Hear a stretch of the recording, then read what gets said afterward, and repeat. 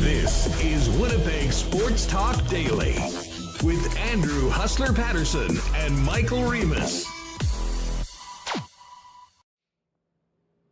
Hey, what's up, gang? Hope you had a great weekend. And what a sports weekend it was. Man, we got a lot to talk about today. Welcome to Winnipeg Sports Talk Daily. Huss and Remo with you.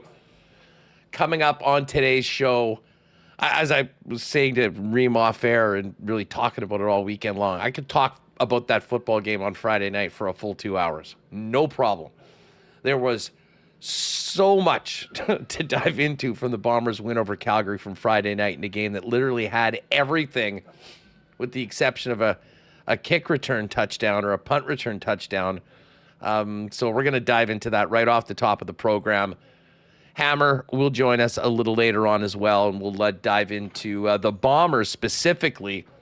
And then, of course, we'll have an episode of CFL 110 with the big stories from around the league coming out of Week 6 on Wednesday here on Winnipeg Sports Talk. But there was more than the Canadian Football League going on this weekend.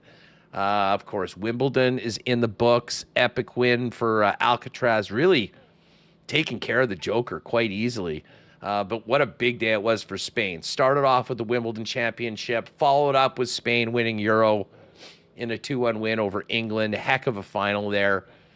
And even Sergio Garcia getting into it, winning on the Live Tour. So everything came up Spain yesterday.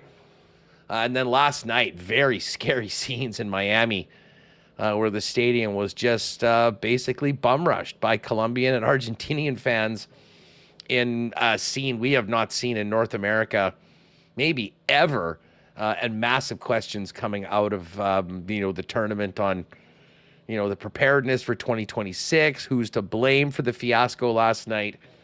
Matt Iwanyk is going to join us from EST coming up, and of course we'll discuss Canada's run, which ended in a loss in penalties on Saturday night, but another great performance by our Canadian team, just not able to hold on with that 2-1 lead in extra time. So we're going to get to all of it coming up, and it's actually, speaking of soccer, Christina Litz and Diana Matheson are going to come on the program a little later on. Of course, our focus is going to go squarely to the women heading into the Paris Olympics. And Diana Matheson, who had been, a stalwart for that golden generation of women's soccer here in the team. And we'll kind of get to the new league that is beginning next year. Diana's the founder of the league. Christina is now the president of it. So we'll talk a little bit about that and get an idea about what this team is going to look like without Diana Matheson, without Christine Sinclair, without Desiree Scott going to the Olympic Games. So going to be a real fun one. Great to have you all with us. Shout out to the gang that's with us live on YouTube right now. And, of course, all the podcast listeners. And, I do see a lot of people talking about the koozies. Yes, the koozies were a big hit on Friday night. Shout out to everyone that got one. And everyone that we saw at the game. And we'll have more coming up for the Bombers' next home game on August 1st. Listen, just before we bring in Michael Remis, huge shout out to all the sponsors that make WST happen each and every day, including Garage Living Winnipeg, who, of course, presents CFL 110. New episode coming up with myself and Jeff Hamilton this Wednesday, in addition to the regular Winnipeg Sports Talk content. Rolly's transfer. Shout out to my guy, Ryan. Got a chance to see him with the England jersey yesterday, cheering on the lads. Also want to thank Princess Auto, Coolbet Canada. Had a big week at Coolbet. Shout out to Bobby Mack, 40-1 Scottish Open. Gotta love it. Consolidated Supply, Manitoba Battery, Canadian Club, Wallace & Wallace, F Apparel, Little Brown Jug, the beer can next door over on 116 Sherbrooke, and of course the Hoagie Boys Royal Sports, Boston Pizza, the Gold Eyes, Aikens Lake, Assiniboia Downs. We'll get to some horse picks later on today as they're back live racing tonight. Breezy Bend Country Club, and of course, our friends at Not AutoCorp with a why not question of the day a little bit later on. Now, let's get Remo in here and get this show on the road. What's up? How was your weekend? Hot. It was a good one. Got off to a great start with the Bombers on Friday. That was awesome and was buzzing throughout the weekend. So doing pretty good over here. Yeah, it was. And obviously, I mean, a scary weekend, too, with what happened south of the border. That was tough to, I mean, listen, it kind of, brings up, just how polarizing and divided, it is south of the border. And I would suggest, as well here. Which is why I love talking about sports, because it seems to be the one thing that can actually bring everybody together. And I will say this, so regardless of where you stand, we need a whole lot more of that right now, regardless of where you are in North America. Obviously good that it was not worse, but still pretty crazy situation that made all these games that we were watching maybe a little secondary, but it was a hell of a weekend, and finishing up with an awesome Sunday. But let's get back to Friday, Remis, because right off the top, I was so excited about this show all weekend, talking to friends, folks that were at the game. I mean, the Bombers needed it big time. They got it done very impressively at the end of the game.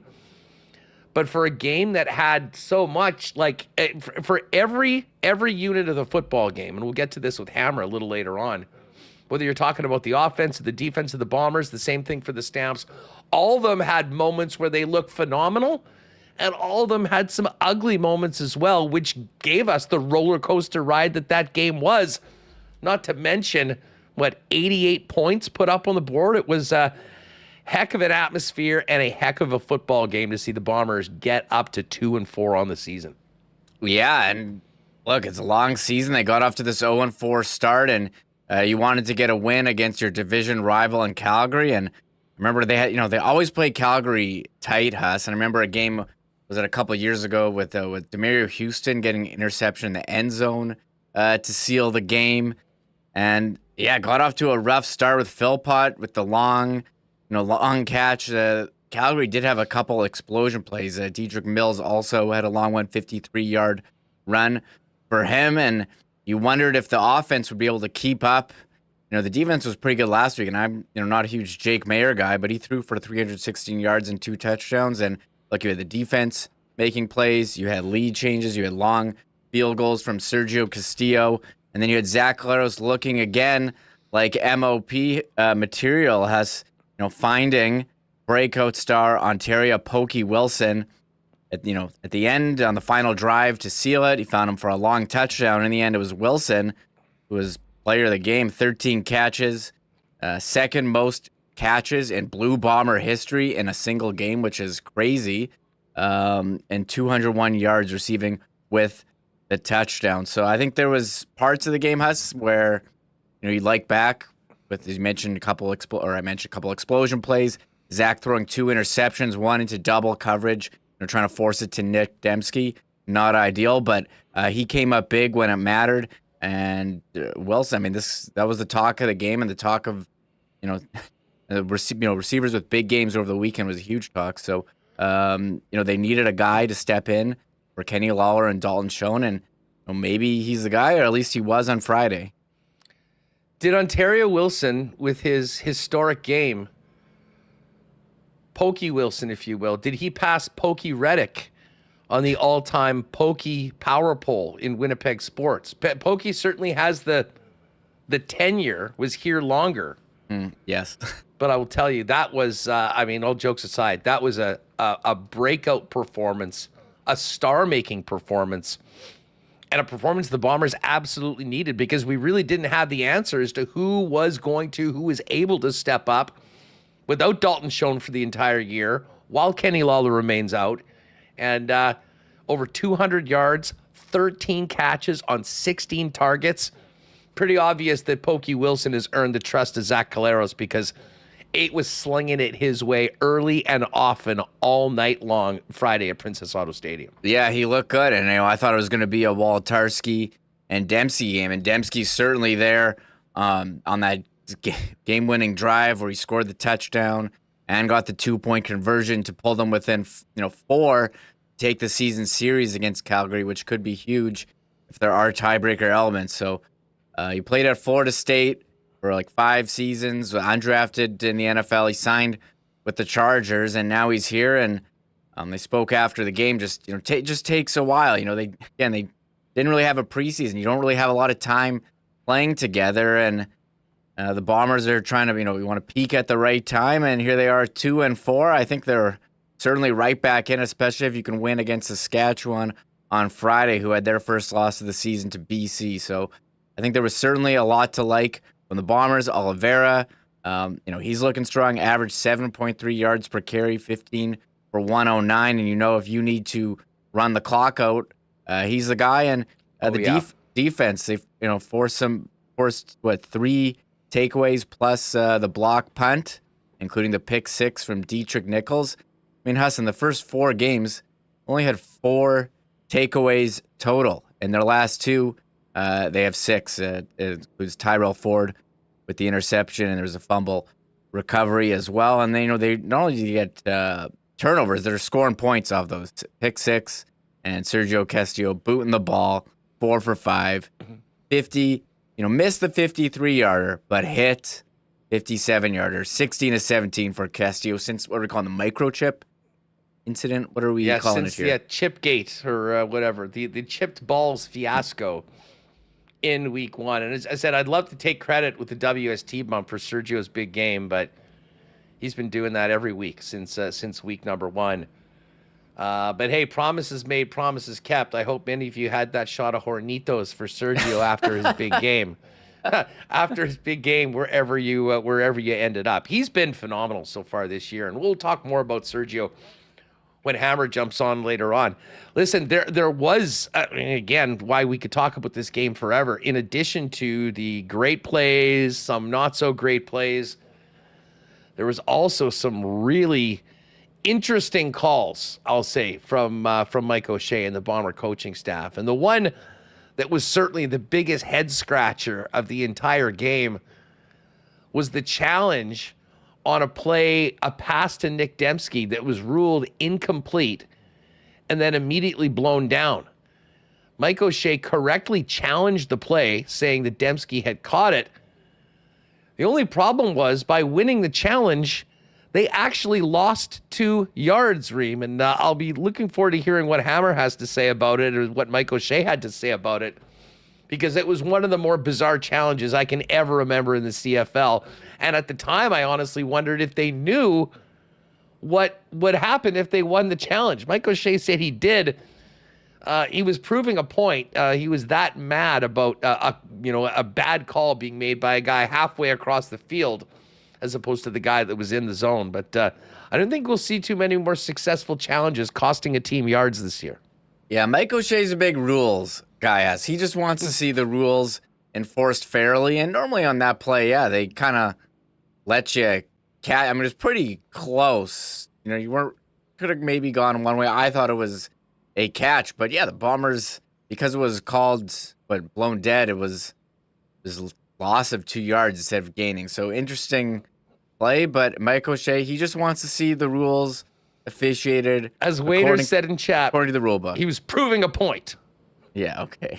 Is that the first ever proving a point challenge to intentionally put you back yards? We don't. I've never seen anything like it before. And the funniest thing is that there was a collective WTF in the stadium when that happened. Everyone's all happy. Okay, the Bombers win the challenge. That's great. It brings up 2nd and 12. Hold up, what? So listen, they got it right, I guess. I still don't necessarily know why you would do that in case it's not successful and you lose, the timeout, the challenge.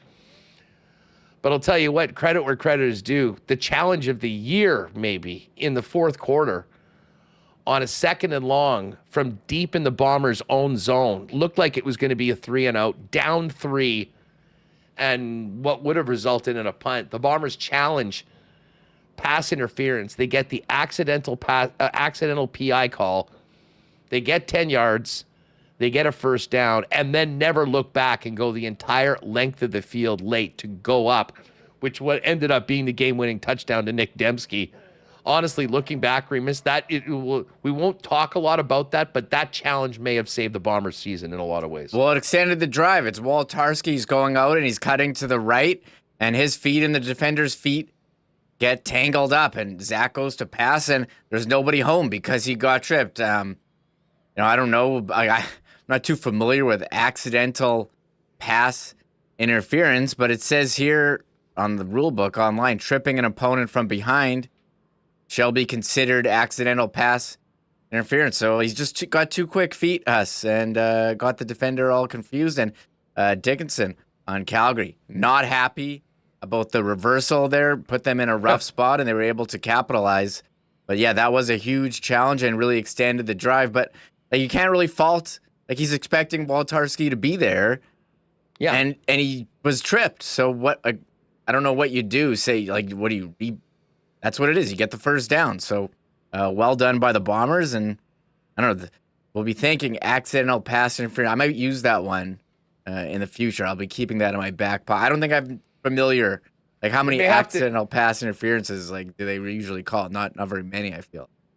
We may have to give a marble to accidental pass interference on Friday. Yes, yeah. Credit where credit is due. The API marble coming up on Friday's race. Of course, the Bombers take on the Riders this week. Riders take an L in BC, losing 35-20. And we'll kind of get to more of that on CFL 110 as well. And then there was last night, Remis. This Edmonton team, my God, you want to talk about finding ways to lose week after week after week. They did it again. Coming back to tie the game late, leaving 8 seconds on the clock, kicking the ball out of bounds, giving Ottawa the ball at the 50-yard line. One play later, Lewis Ward's walking it off, and the Elks go to 0-5. That was a horrible way to lose a football game.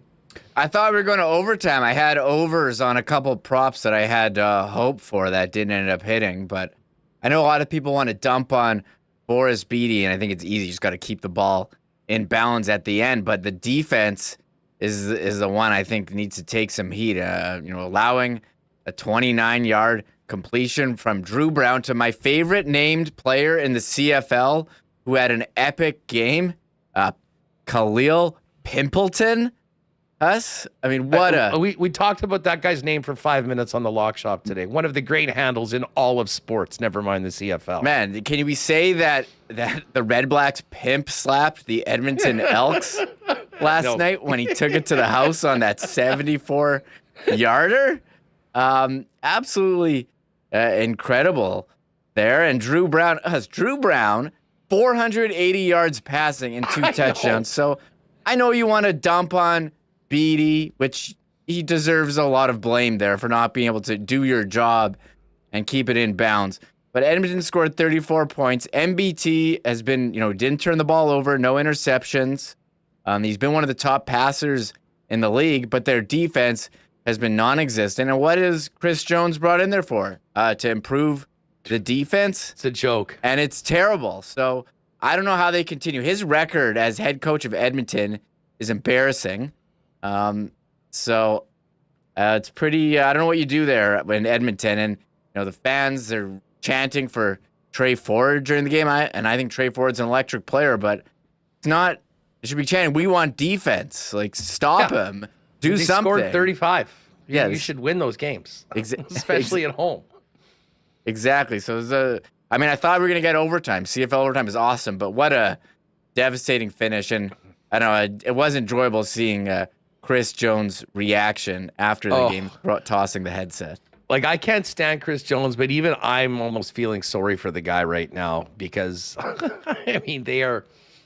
they're finding new and incredible ways of losing week after week. And despite being right in every single game that they've played.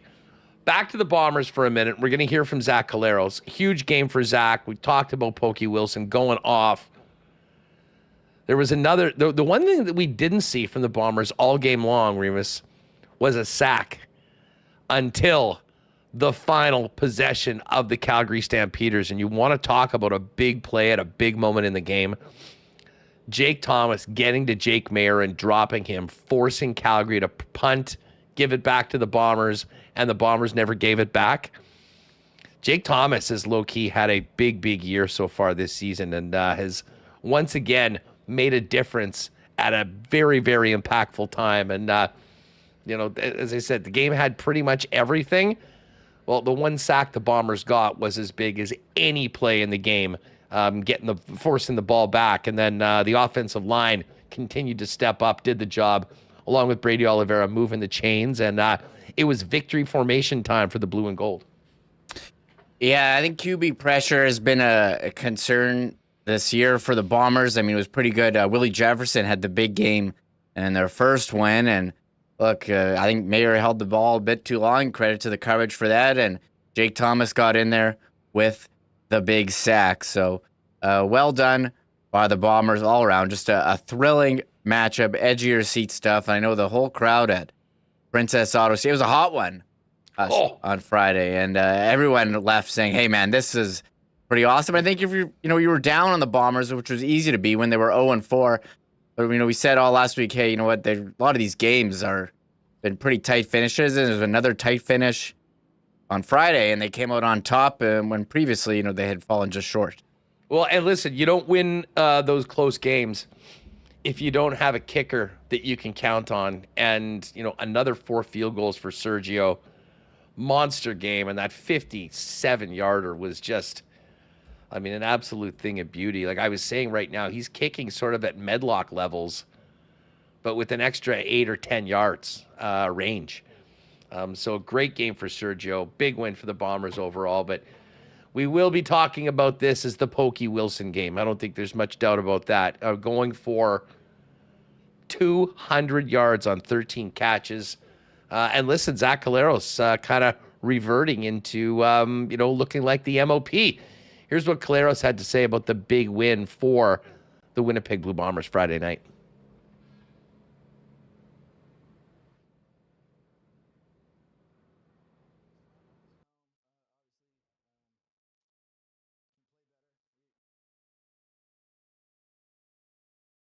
Always feels good to win at home. Obviously, can play better. We all can play better, myself first and foremost, but it's good to get a win at home. Unbelievable crowd here at Princess Auto, and it was awesome. I'm sure you want the interceptions back, of course, but a score of 41 points, run game going, passing game going, Ontario Wilson breaking out.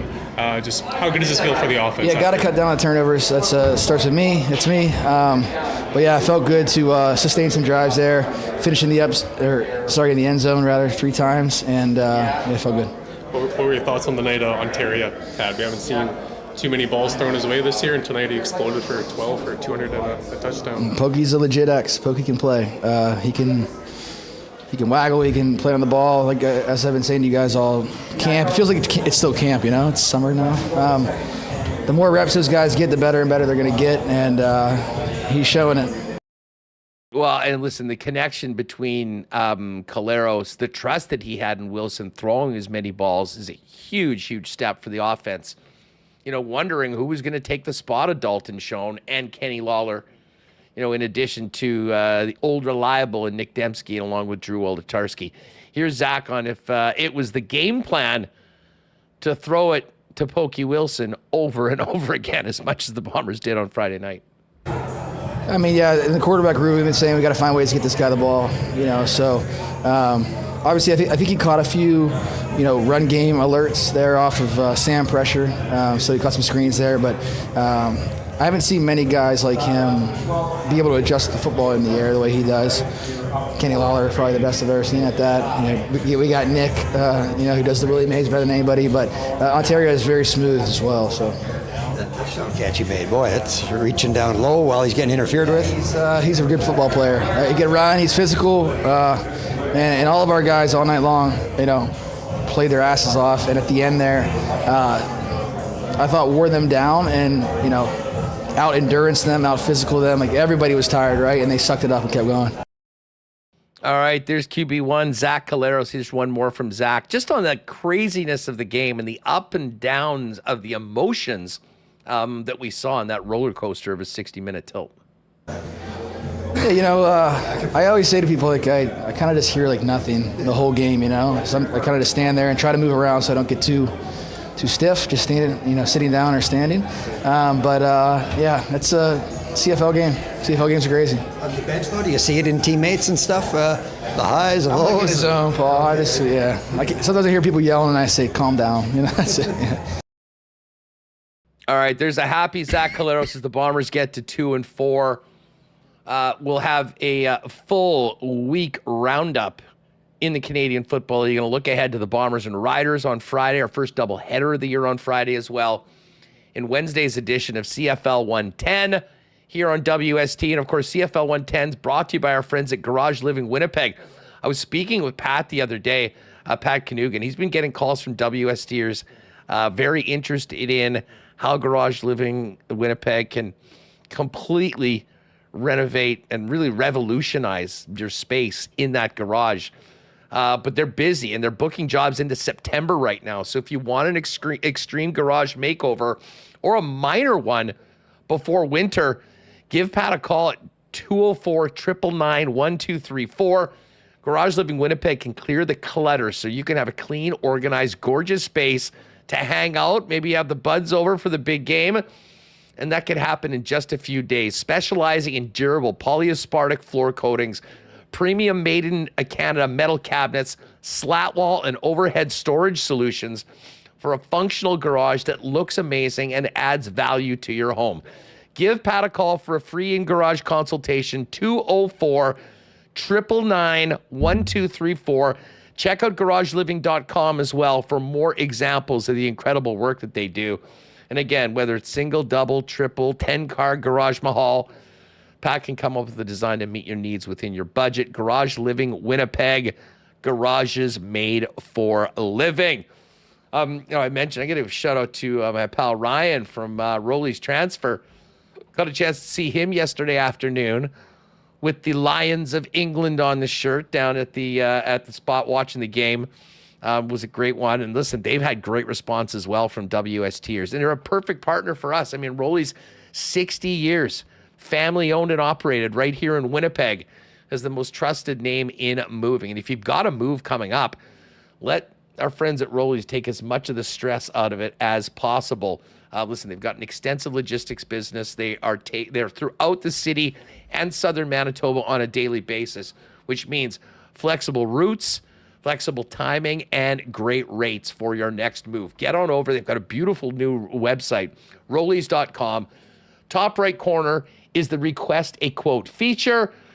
Simply plug in where you're moving, when you're moving, and what you need to move.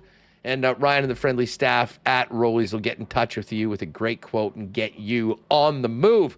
For your next move, use Rollies, Manitoba's most trusted name in moving for over 60 years. Find out more or request a quote today at rollies.com. Another busy week coming up for our friends at Consolidated Supply because they, of course, are the irrigation experts in town, the leaders in irrigation systems, but also things like artificial turf. Golf Carts is the exclusive club car dealer in Manitoba. They've got new, used as well. Anything you might want to trick out your golf cart. But they've got other great options for your property. Hot tubs, amazing outdoor kitchen options. And of course, they're the leaders in small engine parts and repair and have that full new line of Crest power tools, including a satellite-guided robot mower, which you can find out more in store. Pop by and see them at their showroom, open to the public, 1395 Niagara Road East, or find out more online at cte.ca. And just before we bring in Matty Iwanyk, another great weekend. I hope you got out, made the most of it. Whether you're fishing, you're camping, you're boating, you're on an ATV, you got to make sure that you are powered up. And Manitoba Battery continues to power Winnipeggers and Manitobans through all these great summer weekends. Batteries for literally everything. All shapes, all sizes, makes and models.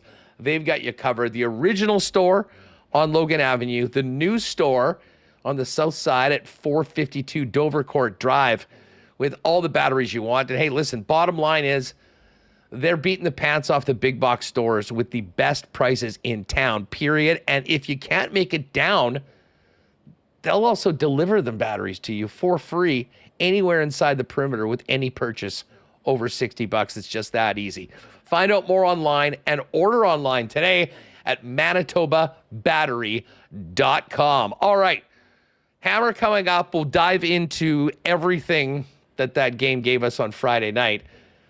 But we also saw the end of the run for Canada at the Copa America. An insane scene last night at the final. The Euro done as well.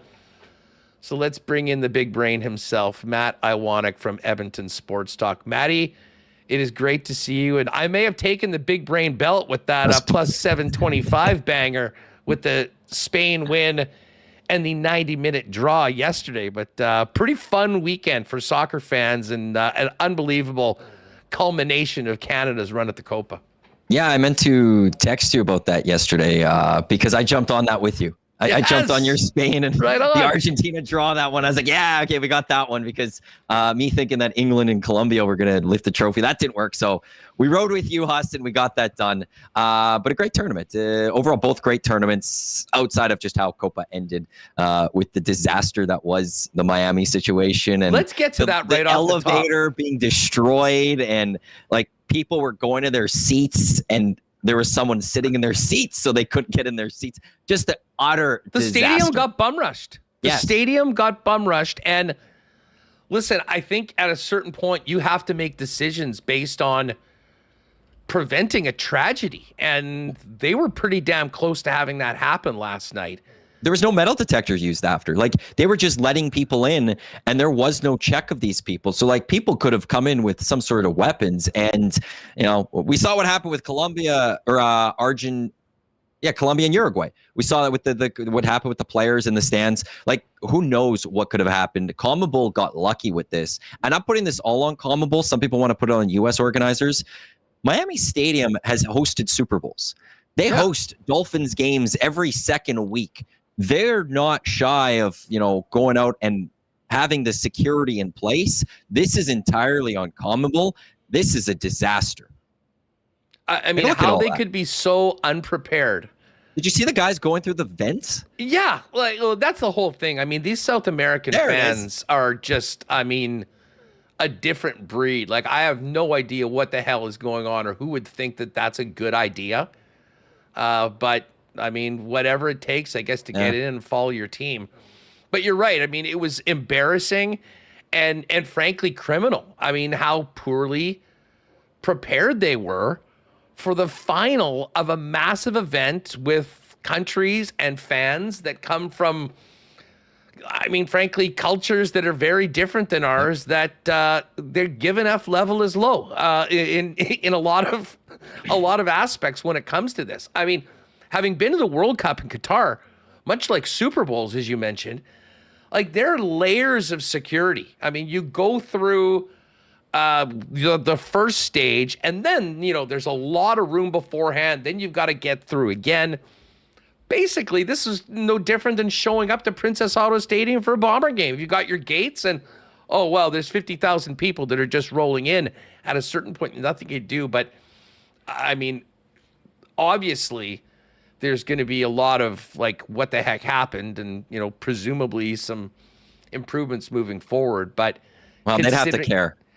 I don't know if CONMEBOL will care. Like, well, this whole tournament was a disaster entirely. And you would be right if it was anyone else that we were talking about. Maybe like, hey, you can't have this happen again. But CONMEBOL, I think we saw there's a lot of Canadians that learned a lot about that confederation and that organization. And it's not good things that they learned for this tournament. We saw the manager of Uruguay rip them. We saw Jesse Marsh, manager of Canada, rip them. Everyone was ripping them for the organizational, but I don't think they cared. And they'll go about this in 4 years, probably somewhere in South America, and they won't care. They won't learn any lessons. Well, they're just lucky that there's not blood on their hands from what happened last night. But I mean, as far as, I mean, like, it's kind of funny. We're talking about this and all the bad parts of this tournament, but as a Canadian soccer fan, you got to be fired up with what this team was able to achieve. and accomplished, despite a heartbreaking late equalizer by the biter Luis Suarez of all people, Can't stand that and guy. a loss in penalties. But I mean, Matt, from a Canadian men's national team perspective, what are your takeaways from this run and this fourth place finish at the tournament?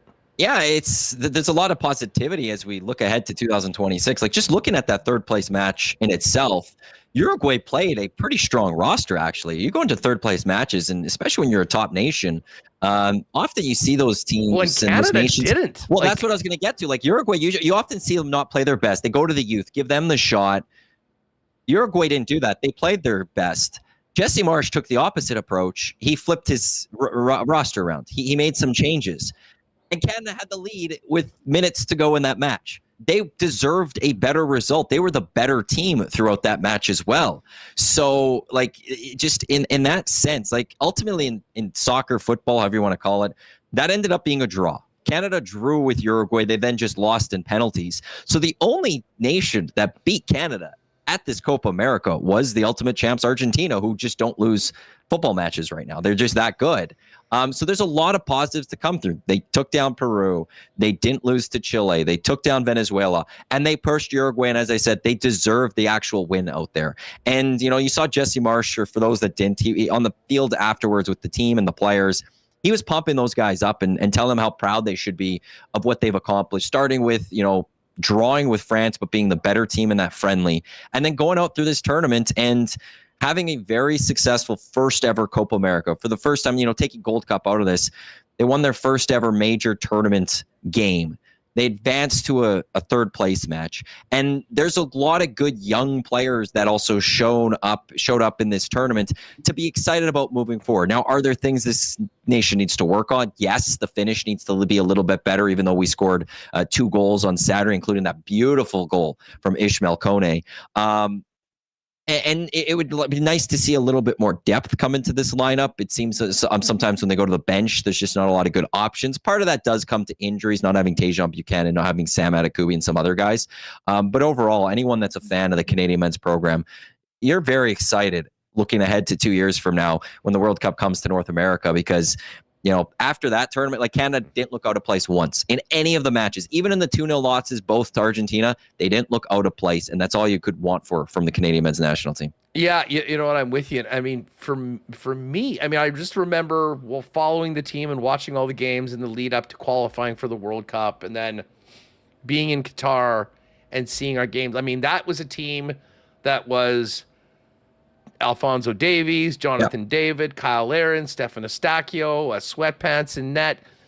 You know, it really did change. I mean, like, all those players that I mentioned, with the exception of Milan Borjan, you know, were important players. But the emergence of Kone, as you mentioned, who had an incredible tournament, and I kind of thought that the highlight of this tournament would always be the best yellow card that's ever been taken, kicking that ball in that guy's ass when he was running around. But the brilliance of that bicycle kick to score against Uruguay will now be the takeaway.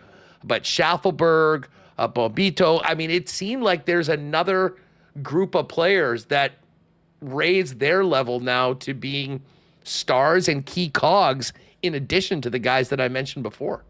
I feel like I could go back to, like, the 2019 Gold Cup or something like that, where it seems like any tournament Canada's been in, there's been that 1 or 2 players that rise up and you go, oh, who's this guy? Or who are these guys? And it's added and built to what has built now this great Canadian national team. You mentioned Bombito, him and Cornelius as a center pairing in defense. We knew about Alistair Johnson, but I think after the World Cup last year and, you know, through Nations League and stuff, it was, well, the defense looks a little weak. You know, Stephen Vittori was a little bit older. Who else is going to come in there? But now you will look at Bombito and Cornelius, you go, wow, that's a good young pairing to be paired with Alistair Johnson.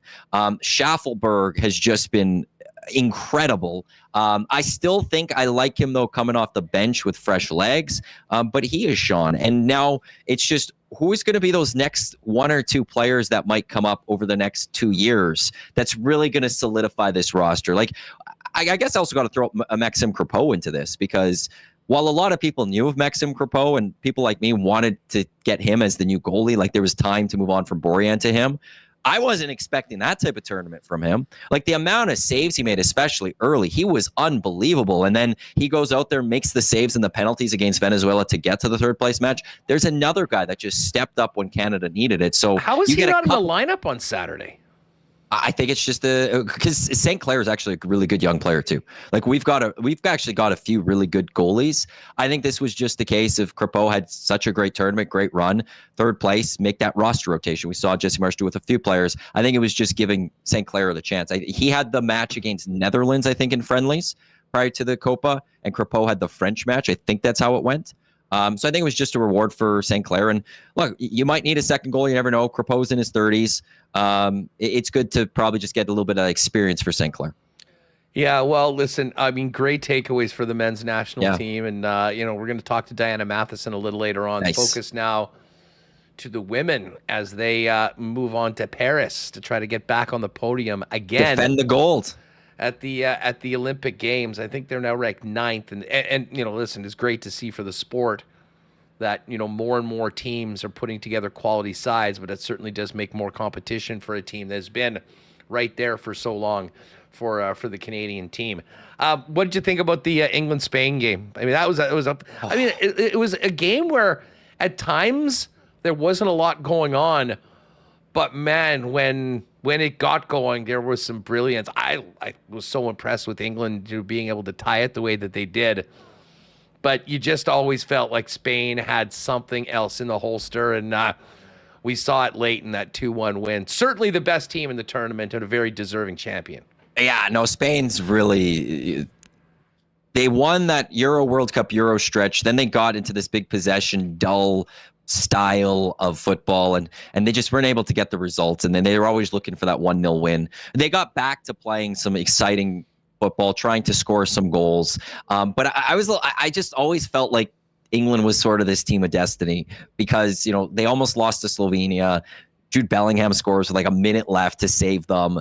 They fall down so many times throughout the knockout stage, and they always found that goal to equalize, and then that next goal or go to the penalties and get the win. That when they tied it against Spain, I was like, well, here we go. This is it's coming home for all the English fans. But truthfully, I'm super excited that Spain won. I did not want to hear from the English fan. I don't want to hear how it came home. And they're like Leafs fans. They would have been worse than Leafs fans, maybe. It was something we did not need. So it's great that they didn't win. But that was a good end to the Euros. And, Spain, as you said, they are the deserving champs of this. And it makes me a little, it's bittersweet, Nola, because like the last month was so amazing. All morning in the afternoon with Euros, all night with Copa. And now for that all to be over, I'm a bit sad about that. I would have loved it if they just did one tournament and then the other one started right afterwards, as opposed to having them at the same times. I mean, yeah, tonight we've got the home run derby.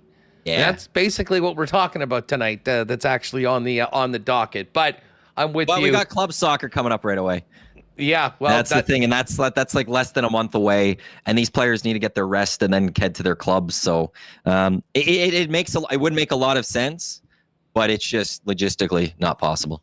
Yeah, well, Matt Iwanyk's with us from Edmonton Sports Talk, wrapping the Euro and the Copa, talking about the Canadian performance. While I've got you, though, I have to transition to the 3-down game.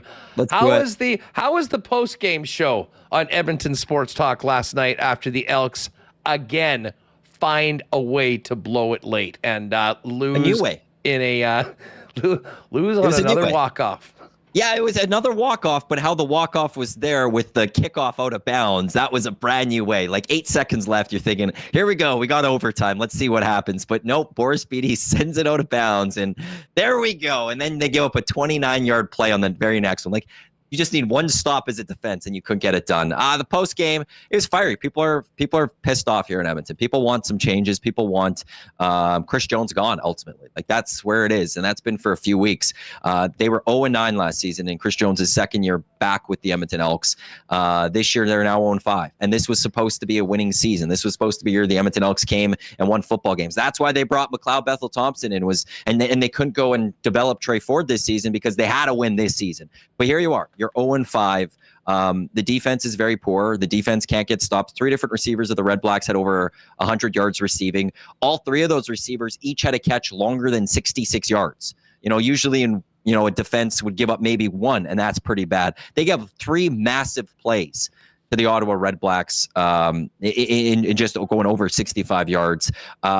They started running the ball really well, and then they chose not to run with it. Boris Beattie missed a very important kick. Javon Leake with a fumble. It's just nothing is going right for the city of Edmonton and the Edmonton Elks. And fans want changes, but I don't see anything coming because it's short week, and I would have expected that we would have had it by now. And there's this looming ownership change coming, so it's like, is the organization waiting for new ownership to take over, for them to make any sort of decision?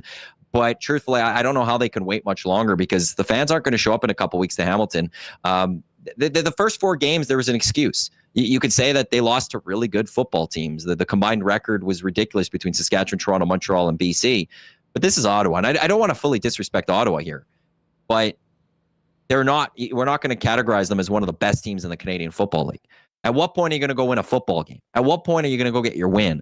And we're still looking for that next win with the Edmonton Elks. So people are very upset right now in Edmonton. Well, and it's so embarrassing for Jones. I mean, this is the guy, like his bread and butter, his calling card was being this defensive guru. Yeah. And he's picking the players, he's calling the defense, and they are letting them down week after week. This year they got Jason Shivers as the defensive coordinator.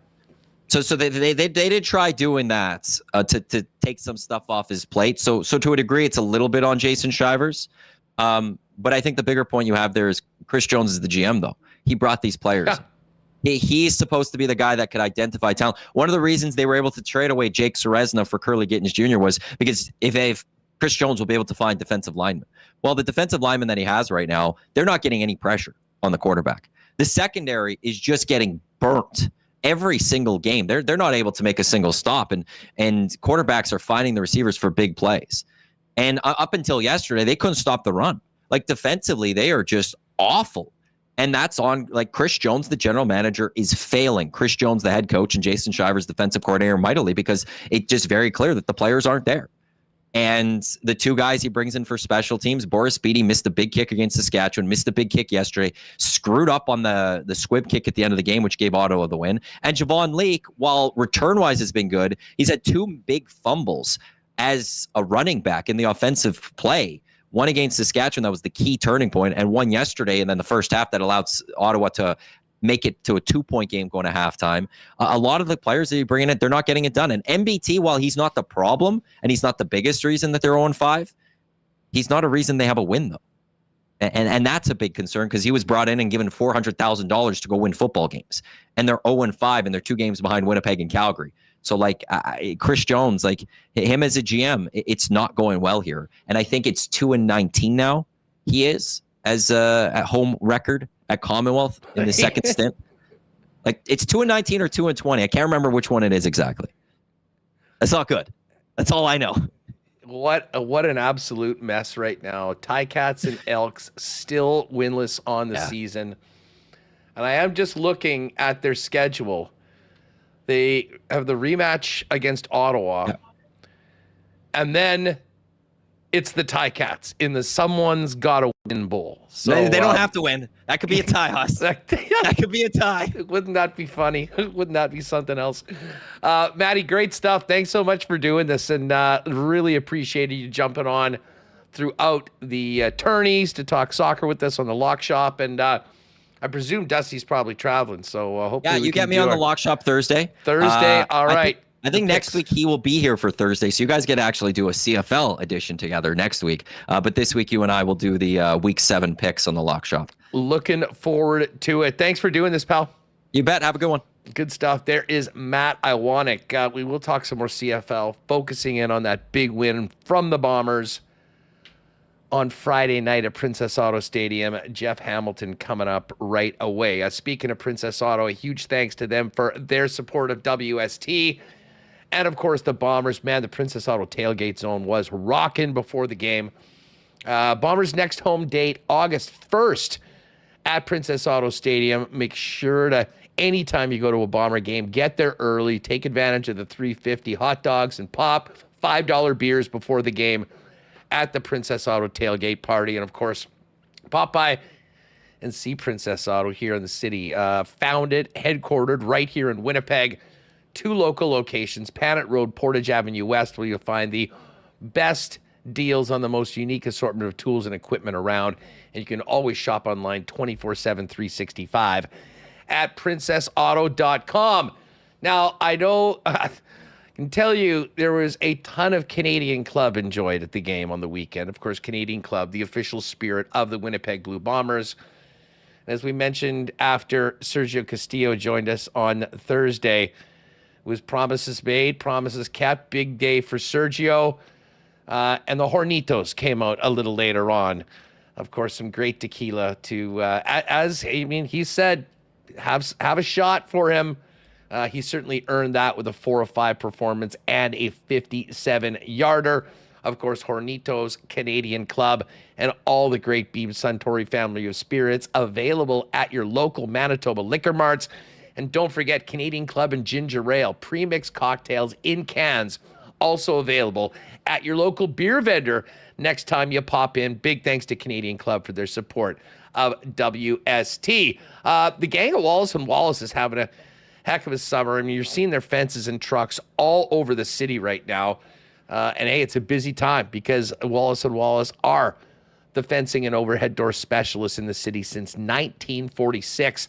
If your property needs the security and protection of a new fence, or if winter did a number on your old one, give them a call. They've got you covered with vinyl, ornamental, welded wire, chain link, or wood fences. And if you do need a new garage door, they also have Winnipeg's largest selection of overhead garage doors. Give them a call, 452-2700. The Wallace & Wallace team will arrange a time to come out and give you a free estimate. You can also find out more and visit them online at wallacefences.com or pop down to their showroom on Lawson Crescent just off of Keniston. And hey, guys, if you were lucky, well, this would have been a tough weekend, tough Saturday to have a wedding just because of how steamy it was. But, of course, wedding season is upon us. And if you are looking into your closet and realizing it's time to step up your menswear game, get on down to F Apparel, 190 Smith Street downtown. Custom suits beginning at $400 along with chinos, golf pants, custom shirts, both tucked and untucked styles, and an incredible selection of menswear accessories. If you are having a wedding or in a wedding party, make sure to talk to the guys at F about a 15% discount when the wedding party gets their suits at F Apparel. Pop by and see them in person, 190 Smith Street downtown. Check them out online and make an appointment to come in for a fitting at F. That's EPHapparel.com. All right, it's Monday. You know what that means? Hammer time. Let's welcome in Jeff Hamilton from the Winnipeg Free Press. What's going on? How's the weekend? Last weekend was terrific, obviously in a really exciting Bombers game, and then wrapped up my weekend with 5 takeaways that was in today's paper of that game, and now I'm off for 10 straight days, brother. Just got a few things that, a few appointments I need to get to, some friends I need to see, but the rest is my time. So it's I'm looking forward to this week. If you're having a garage sale in the next little while, expect to see this handsome face roll in, getting on. There'll be no garage sales spared this week. Listen, as I was saying to Remis earlier, I mean, we could talk about this game for 2 hours from Friday night. I mean, before we just dive into everything that came out of the Bombers' win over Calgary, I got to say, I was going back, and there's been some great games at this stadium since it opened. As far as regular season games goes, that was one of the just the most fun roller coaster rides. I mean, if you didn't have any skin in the game, or you just turned on that game on TSN, having not seen the Canadian Football League before, you got a treat. I mean, that game had literally everything. It's funny you say that because it was in Calgary 2 weeks earlier that I had the same thought in my mind. It was just opposite, that if you would have caught this game for the first time, the CFL game for the first time, that this would be one of the more uglier examples, just because it became, a bit of a kicker's duel. And that was the vibe through the first 15 minutes of that game. I mean, I know Ottawa, I obviously know that Calgary opened the game with a touchdown, but it was just after that. It was 7-6 after the first quarter, and it felt like a bit of a defensive battle. Well, it ended up being an absolute offensive shootout, the likes of which we haven't seen for quite some time. But good news for the Bombers is another close game, another game that they're on the right side of the ledger. So, lots to take away from this one. Plenty of good in all 3 phases, but also plenty of bad also in all 3 phases. So it was a bit of a mixed bag game, but the Winnipeg Blue Bombers will take the win at this stage any day of the week. Well, and that's what was so wild about it. I mean, whether we're talking about the Bomber offense, the Bomber defense, Calgary's offense, Calgary's defense, every unit had some real highs and some other periods in the game where they didn't look very good. And that, I think, all conspired to give us what was just an absolute roller coaster of an evening. Bottom line, though, for the Bombers, getting to 2-4, we'll get to the decision to go for 2 and the win by 4, now winning the season series against Calgary. I mean, an absolutely massive win. And, when the Bombers, with these 2 wins over the last couple weeks, now going into Saskatchewan to play the Riders, who lost to BC on the weekend, they've done what they've had to do over the last 2 weeks to get back in it and, start digging themselves out of a big 0-4 hole that they were looking at after the first month of the year. Well, beyond the obvious that, 2-4 looks a hell of a lot better than 1-5. I think they got back to, the offense finally had a game where they look like the offense of old. I mean, just to make a point, from the earlier question, like I think both teams, whether you scored 37 points or 41 points, thought, if they were told that that's how many points they got, I think they would have thought they won. So certainly an offensive outburst for both clubs. You got to remember, Jake Maier had 106 yards passing the previous week against Montreal. He kind of had fallen off after a bit of a hotter start as far as his passing numbers go. But I thought both had offensive outbursts. Certainly, Zach Collaros needed this game. It's not like he needed to throw the lights out like the way he did, eclipsing 300 yards for the first time this season. But it certainly helped to squash some of the noise, right? He kind of did, though.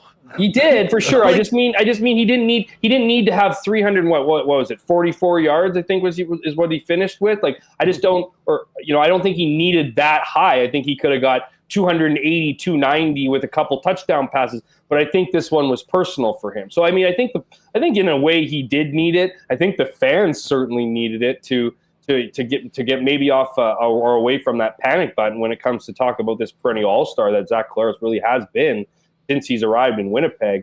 But certainly for Zach too. I mean, he hadn't thrown a touchdown pass since week 20 of last year. So to be able to kind of get on the same page with his receivers, I know we'll get into Ontario Wilson here. But the chemistry that they had, the balls that he was able to the catches he was able to make were simply incredible. But it was just an overall great game for the offense, and that, there were still some errors, still mistakes. Collaros wasn't perfect. He had 2 interceptions, but at the same time, he moved the ball down the field, and when they needed it, they got it from him. A la that last drive. I mean, that was 102 yard drive, 109 yard drive, whatever it was, 102, I believe it was, in and around that to lead this team to victory. I mean, we hadn't seen that all season, so to recapture that's got to be a great takeaway. And overall, the offense finally won a game. I mean, the defense had its hiccups. There were some good spots, but it was the offense that kind of took over in this one, and led by Zach Collaros. And another great game for the O-line too. Can't forget that, right? The personality of this, not just this offense, but this entire team is that offensive line. And they took it to another step. Brady Oliveira obviously eclipsing 100 yards for a second straight game. That's massive. And so when you're able to have a balanced attack the way that the Bombers did in this game, I think that's what fans are certainly used to, but it's certainly what this team needs to get those wins and get back into that conversation in the West Division standings. Yeah, I mean, from a defensive perspective, I mean, there were moments. I thought, Dietrich Nichols is a perfect example. I mean, in the first half, he forces the fumble, then he gets the pick 6, but then at times later on, victimized on some big plays from the team. I will say this, for a team that did not have a lot of pressure on Jake Maier, Jake Thomas's sack, the one sack that they had, came at the exact time that they needed it late in the game, holding on to that. But, I mean, let's face it, we will look back at this game later on this season and in future years as the Ontario Pokey Wilson game. Historic numbers, over 200 yards. Was it 13 catches on, I think, 16 targets? We were waiting to see who was going to be a guy that could step up in the absence of Dalton Schoen all season. And I think we got our answer on Friday night. Absolutely. And I know there's a little bit of a tendency to overblow these things. This is like, what guy has a big game and all of a sudden it's like, oh, he's the new star in the Canadian Football League. Carlton Agadosi comes to mind.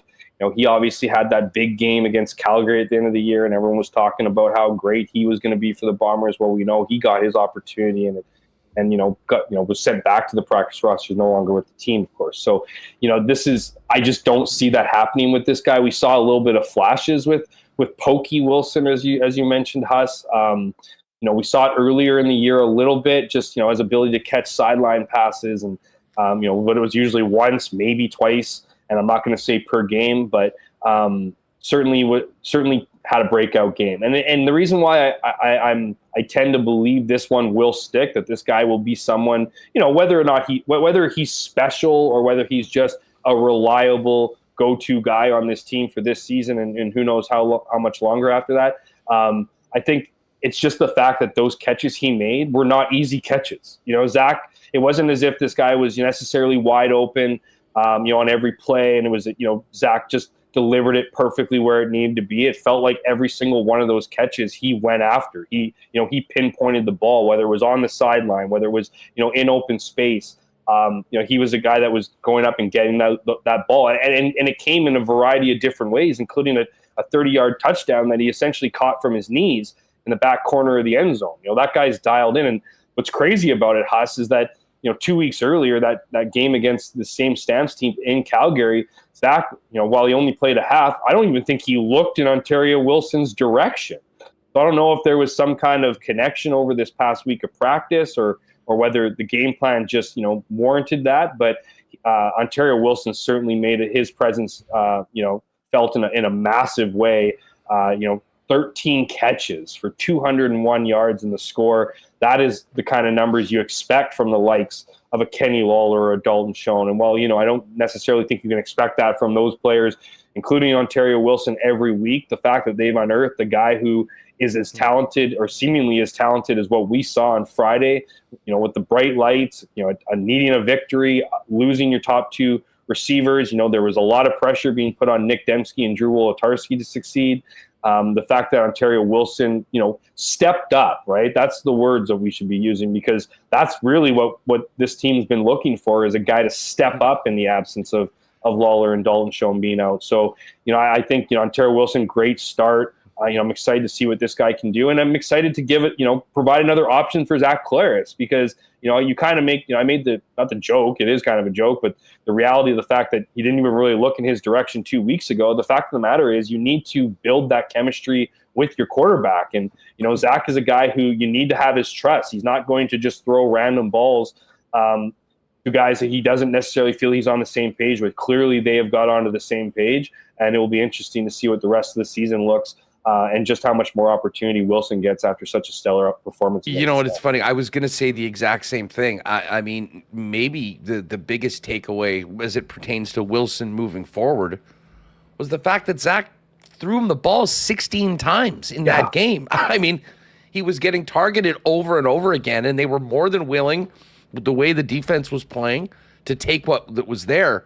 But again, these weren't all just little dump-offs on the corner. I mean, he also made some massive, massive plays. And listen, when you come up with catches like a couple of ones that Wilson did, the ball's coming back to you. And, I mean, it was there early, often, and it didn't let up. And obviously he put up these incredible numbers as well. So a huge, huge win for the Bombers. A big performance by the offense, and winning one of these close games that didn't go their way early on, but as part of the roller coaster ride that the game was, there's some really interesting plays and interesting decisions from the Blue Bomber coaching staff. Let's get into some of those. First of all, what was up with that challenge on the Nick Dembski play, which was successful and ended up costing the Bombers 2 yards? Yeah, so Mike O'Shea, of course, addressed it after the game. He just kept on. Well, he did admit, he admitted, he's like, I threw the flag knowing what the rules were, understanding that the play was dead, that if the play is called dead, that the ball is, if it is if it is a successful challenge in this case, will be, placed a loss of 2 yards because that's where Nick Dembski caught the ball, 2 yards behind the line of scrimmage. He still threw the challenge flag because he was so confident that it was a catch that he wanted to prove a point. But he said, I wanted to make a point, which is so uncharacteristic of Mike O'Shea. Mike O'Shea makes lots of points when it comes to officiating. He just does it after the game. He has calls with the league every week. He has his list of plays that he wants, further explanation, whether it's criticism. I'm sure he throws in, just knowing who he is, some positive things too, that he felt that this was a really strong play. But this is one that bothered him to the point that he was willing to sacrifice 2 yards. And also because I saw the replays. I mean, the replays seem, obviously they were enough to overturn it, but the replays in those situations, I don't know what your take is, but I felt like it was pretty close. Like I felt like it was, because it was ruled a no catch, I think there was enough there to overturn it. Clearly there was, but he was willing to risk his timeout. And if he won, that would have been the case if he lost. And if he won, the extra 2 yards to prove a point. So he kept on saying to the first questions, I'm pissed off. I was pissed off. I was pissed off. And finally I got the mic and I said, well, what are you pissed off about? And he said it was the official on the other side of the field who was 40 yards, 50 yards away that made the call. And that he wanted essentially to rub it in his nose, to know that you shouldn't be making calls when you're 40, 50 yards away from the play. Now, Mike did say that the official closest to them on that sideline, it was caught near, right near the right sideline. He had made the designation that it was a catch. Now, Dembski's back was to the official on the sideline, so he might have just made the call of being like, I didn't see it one way or the other, I'm not going to call it no catch. Where I think is what you kind of need to do, if you're making a call as a ref, to Mike's point that he tried to make, I think that's something you should also do because of the ability to replay. And I think in those kind of instances, I mean, it's easy to think of that now after the play, but in those instances, the command center can also make a play. Like if it's an obvious hit to the turf, the command center will probably come in and make that designation before that coach has to throw his flag out. So I just think, again, it was just Mike's point. It didn't end up burning them. They were able to convert the 2nd and 12. I think they ended up that drive with a field goal.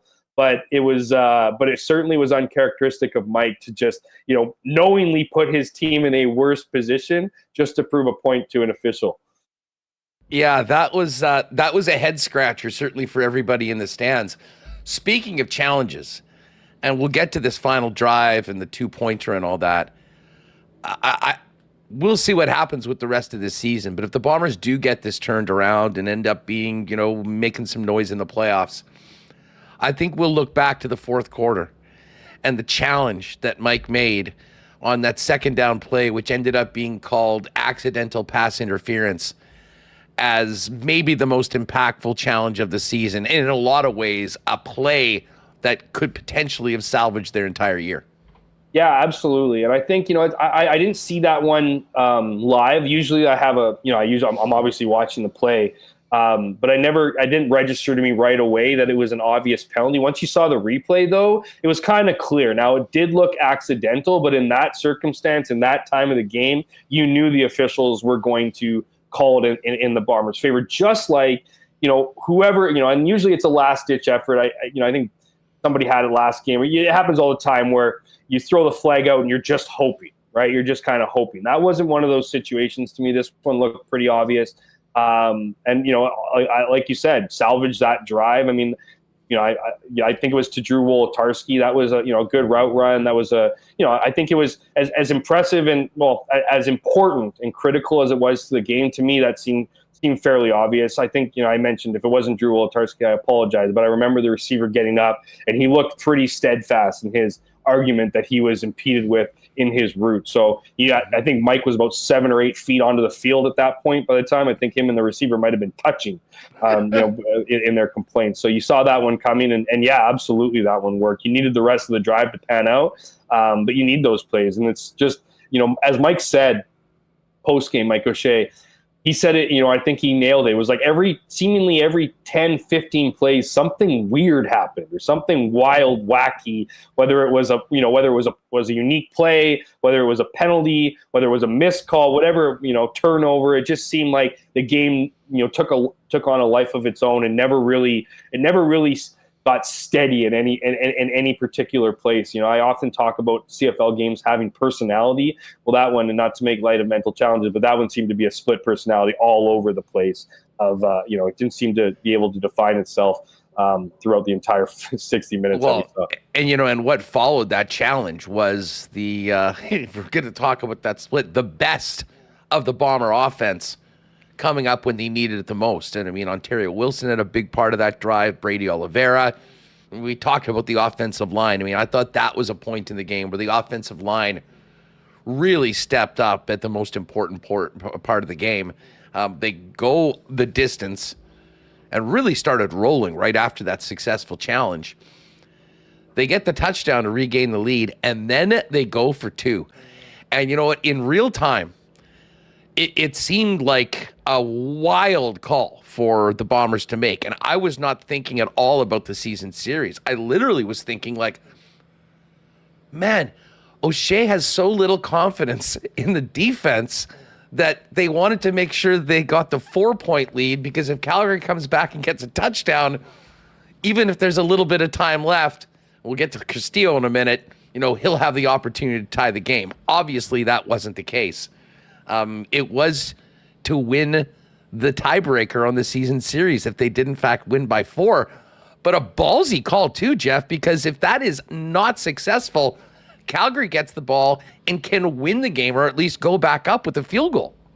Yeah, and I asked him about it afterwards. I thought live, I thought, wow, this is uncharacteristic of Mike O'Shea. Mike O'Shea is the most conservative caller when it comes, as you use the word, whether it's ballsy, gutsy, whatever you want. I'm not saying that Mike hasn't shown balls or shown guts during games, but usually when the game's online, he tends to trust in his team that it'll work out, right? Let's just play the way that we play. In that case, would it evened up the score? Yes, there would have been potential for Calgary to come back and maybe kick a winning field goal. But at that point, there's 3 minutes left in the game. You're not really thinking about a 3-minute drive for a field goal, and so I think Mike was thinking there was an eternity left, that if this didn't pan out, he would have a chance to go back and win it himself, taking the consideration, as you mentioned, into the season series and the point differential. Now, he did admit to obviously understanding that, of course, he knew what he was doing as far as the point differential, but I really think it came down to flow of the game. I think he thought that if they got it, great, it would force Calgary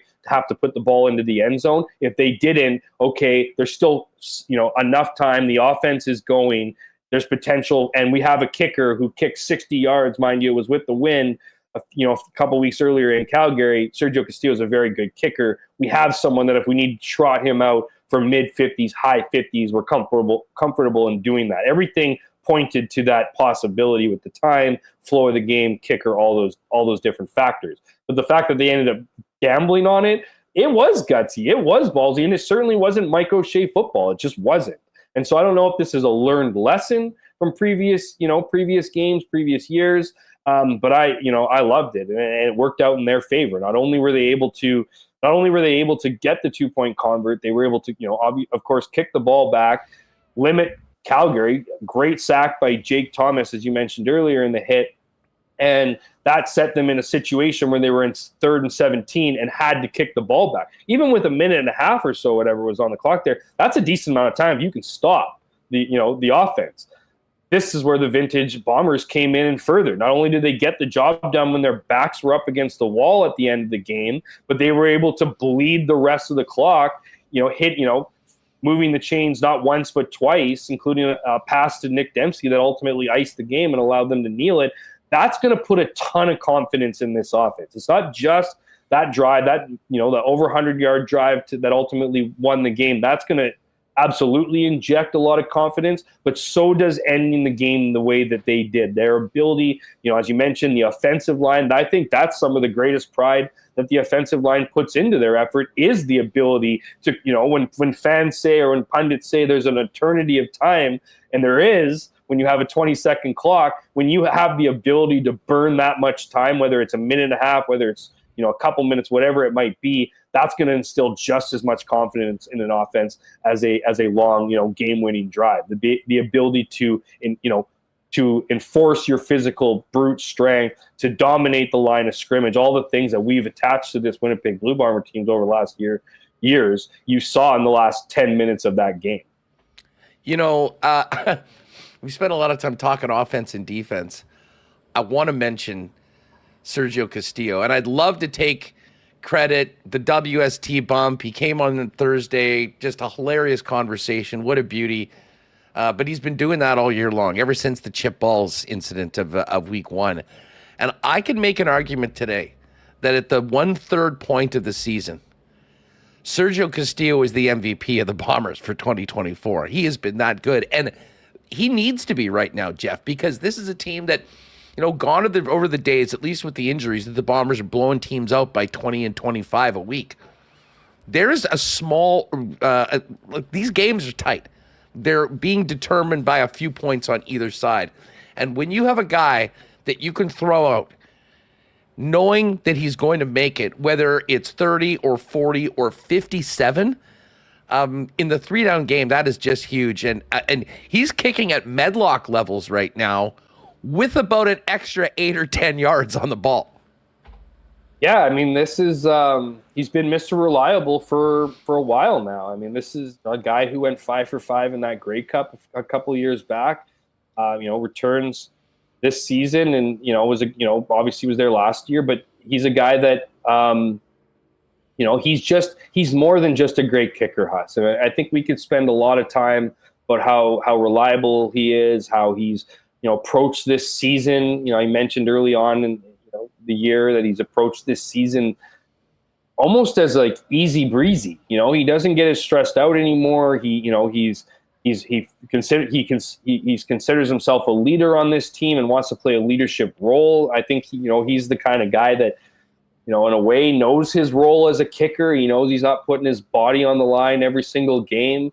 But when I say leadership, I just mean maybe helping some of the younger guys out, get acclimated to the city, the team, this league, the pressures of professional football, that kind of stuff. But he's just a really just a top-notch guy. Like he's a great kicker, and there's no doubt about it. He's an even better person. And the Bombers are fortunate to have a lot of guys on their team with just a great perspective on things, on life, on pro sports, on the intersection of the two. And he's a guy that just so happens to be a really great kicker too.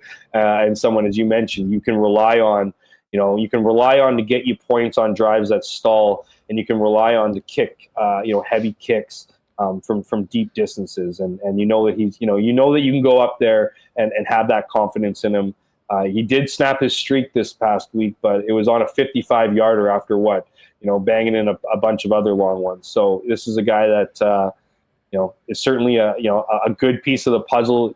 As you said, I'm hesitant, but I'll tend to agree with you on the MVP designation at this point in the season. And a guy that's, just an overall, good human being to have in our city. I mean, it's a fun topic to kick around, and obviously they don't give out MOP awards after 6 games, but with the way the Bombers will win games this season, making 4 or 5 or making that 57-yarder. The margin of error is as thin as it is. You need to have a good kicker. You got it. And I'm completely with you. He is an absolute beauty. People are still talking about the interview when he popped on the program last week. And while we give the kickers some love, you could have seen, for instance, at the end of the Elks Red Blacks game last night, what happens when you can't rely on your kicker to do what they're supposed to do at key times in the game.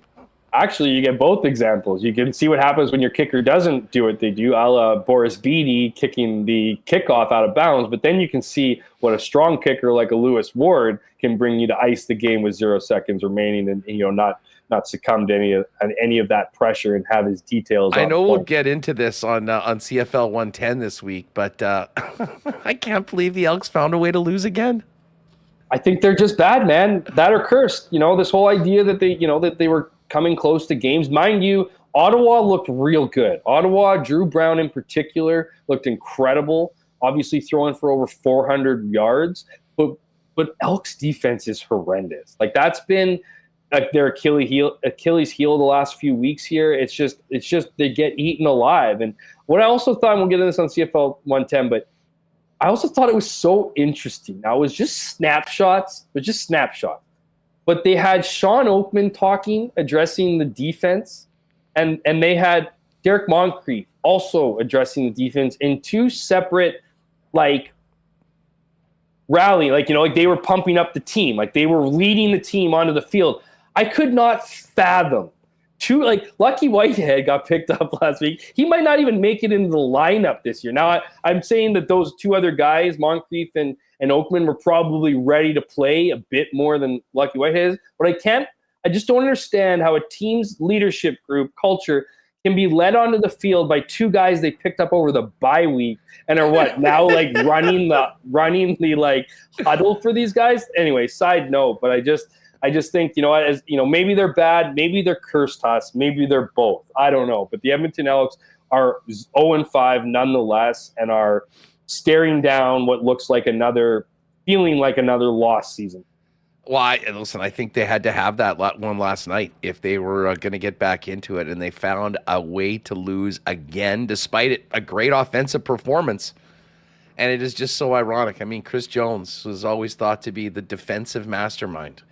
He's calling the shots. He's picking the players. He's got it all, and they can't stop anybody when it counts. And now they're 0-5 on the season after a home loss that they just absolutely had to have. Absolutely needed to have it. And, I'm not trying to beat up on Ottawa. Like I said, Drew Brown had a great game, but that was the team they were supposed to beat, right? It was the other competition was too tough. Ottawa had been crap in the bed the last couple weeks, looked really beatable. And then, they go into Edmonton. It wasn't like the Elks had to go into the nation's capital. They went into Edmonton and the Elks made them look like they were juggernauts. So, take that what you will, but 0-5 is ugly. No excuses at this point. You need to get a victory. Well, and as I said, we'll go around the league on a CFL 110 a little later on. If you haven't already, just wherever you get your favorite podcast, put in CFL 110 and subscribe. We'll have a new episode on Wednesday. And for the Bombers, another huge opportunity to kind of build off this momentum of their last two wins, going into Regina to take on the Riders, who just lost their first game of the season. We think of Riders Bombers as Labor Day and the Banjo Bowl. This extra game, though, a huge chance for the Bombers to get a little bit closer to the Riders, and a big chance for the Riders to, kind of keep that significant gap between them, BC, and the rest of the West. Should be a good one on Friday night. Yeah, critical game. I mean, I think it's going to be pretty tight it is tight right now between the Lions and Sask, but I see the Lions' success continuing on. I'm not suggesting that the Riders are going to fall off a cliff here, but when you look at the teams that they have played, the competition is getting better here. They're kind of catching the Bombers at the wrong time where they're playing their best football. I think that sets up, and as you mentioned, it always has bigger ramifications when you're playing a divisional opponent, but factor in where these two teams are in the standings right now. Of course, the Prairie rivalry that they've had for decades, and this one's going to be an awesome game. It's going to be you just don't know with Saskatchewan. They look like they got a good defense. I'm not a huge Shea Paterson guy. The Bombers certainly have their warts. They're beatable. Both teams to me are beatable, and it should be a strong or a pretty exciting affair between two teams that, regardless of the change in turnover on roster, are going to show up to kickoff hating each other. And that's the best football you can see. 5 takeaways from that big game on Friday night. You can read it in the Winnipeg Free Press today, and Hammer, I'll look forward to getting together with you on Wednesday and cranking out another edition of CFL 110, heading into another big weekend for the Bombers and the rest of the league. We'll see you then. Always a pleasure, my friend. Yeah, go check out that pod. If you're a CFL fan, even if you're not, it gets you caught up on all the stories from the week that was. There's always so much drama. We put in our opinions. We disagree, we agree, we do all of it. So check us out and give us a chance and share it with friends, family, people who are your diehard CFL friends and family. Get them in on it. We want to grow it. We want to keep doing it. So help us out. Appreciate it. No, listen, the response has been great so far, and we'll look forward to getting back at it on Wednesday. Thanks for doing this, dude. See you later, guy. We're not just for the showboats or the champions. We're here for the good ones. The ones who work hard and show up for others, not to get recognized, but because it's the right thing to do. We'd like to think that our good intentions show up in our beer. We keep working to perfect it, not because we want fame or fanfare, but because you deserve it. 1919, the good you deserve. yeah, it was a great Little Brown Jug weekend. I know a lot of folks rode at Folk Fest, and LBJ was all over that, and about 1 million Little Brown Jug umbrellas too, which I think saved people. But so did those generics and 1919s on the weekend as well. Hey, got to give a shout out to our pals down at Hoagie Boys.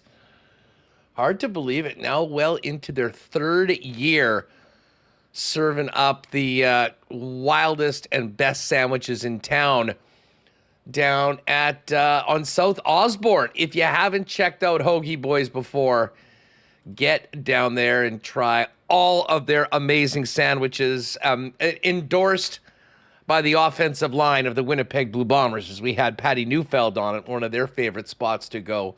And listen, they do great catering as well. Maybe if you're thinking about doing a big party for the Bomber game on Friday night, or order in advance or pick up a few for your next tailgate. But you got to get down there, try it in person. Hoagie Boys, South Osborne, and don't forget to follow them on Instagram as well. Maybe the funniest and most eclectic restaurant Instagram feed of any business in the city of Winnipeg. Of course, the Cosmos Boys serving up the hoagies at Hoagie Boys. Great grub down at the beer can, adjacent to the Osborne Bridge and the Granite Curling Club, and at Next Door Winnipeg, next door, adjacent to Good Neighbor at 116 Sherbrooke. Don't forget Wingy Wednesday coming up on Wednesday for the big wing night down at Next Door.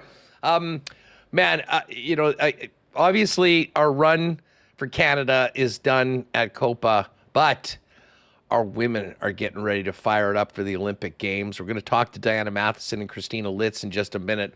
But if you do want to get your Canada jerseys in time for the Olympic Games, get on down to Royal Sports. The best selection of Canada soccer merchandise you'll find anywhere. In addition, all your favorite squads from around the world, club teams, not to mention tons of Bomber gear, Jets merchandise, NFL, Major League Baseball, you name it, they've got it. Soccer, softball, tennis, running, bikes, huge Yeti section for you campers. You got to see it in person. It's 750 Pembina Highway, Royal Sports, and at Royal Sports Winnipeg on Instagram for the latest merchandise drops and sale information. Boston Pizza was rocking on the weekend. It was downtown, popped in to watch some of the Canada game on Saturday night. And downtown was a wild spot on Saturday because you had the Sea Bears game and you also had the anime convention. Some very interesting get-ups and outfits from people attending the event.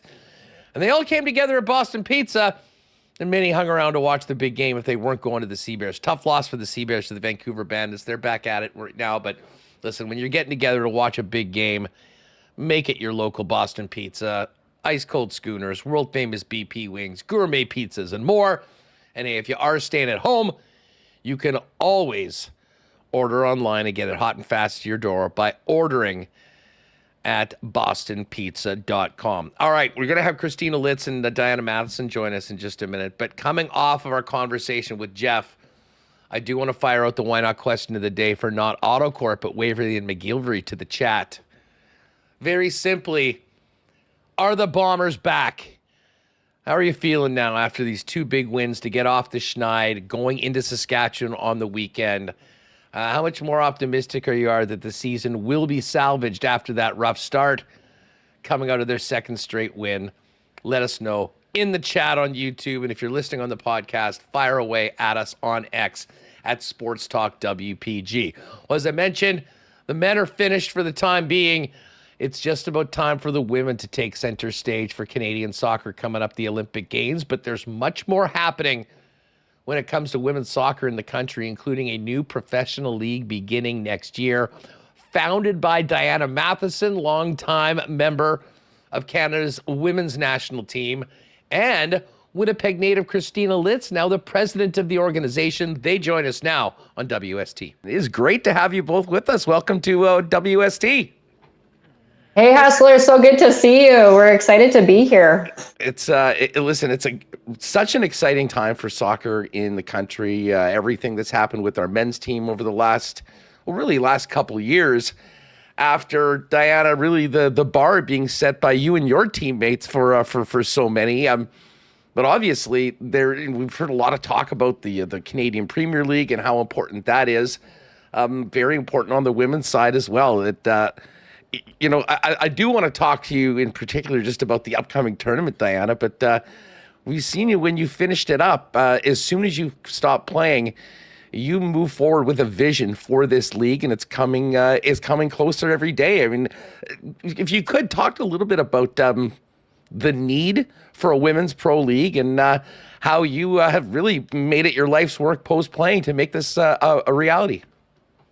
Yeah, it's been a bit of a journey. I retired, I guess, right at the beginning of 2021, kind of middle of COVID there. I knew it was coming, so I was planning a bit for my retirement, and I knew I wanted to stay involved in whatever way possible in the building of the professional women's game in Canada. We knew it was coming. It was only a matter of time. You know, it'd been the only thing missing on the women's side, and it had been the conversation for a decade.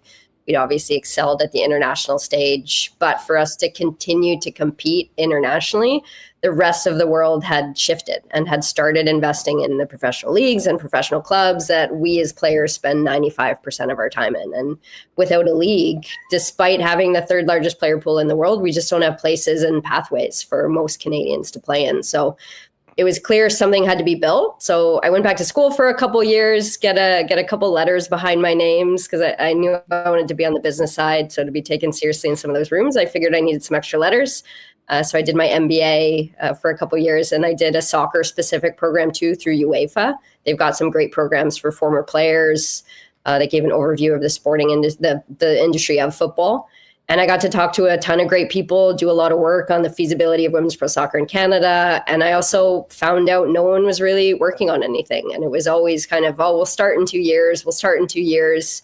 But it was clear that the game, the industry, women's pro soccer is growing too fast internationally. And Canada is too good at it not to get involved. So I met my business partner and my MBA program, and we got to work in summer 2022, and here we are today. The league's got a name, Northern Super League, and it's got a president in Christina Litz, and we're kicking off next April. Well, and Christina, just transition to you. How long has it been? About a month or so since you took the role. Tell us about this opportunity and just how excited you are being in on the ground floor of something that should be so beneficial for the sport in the country. Yeah, no, it's been really exciting. I've actually been working behind the scenes now for a few months, and really this is the culmination of a whole bunch of passions coming together.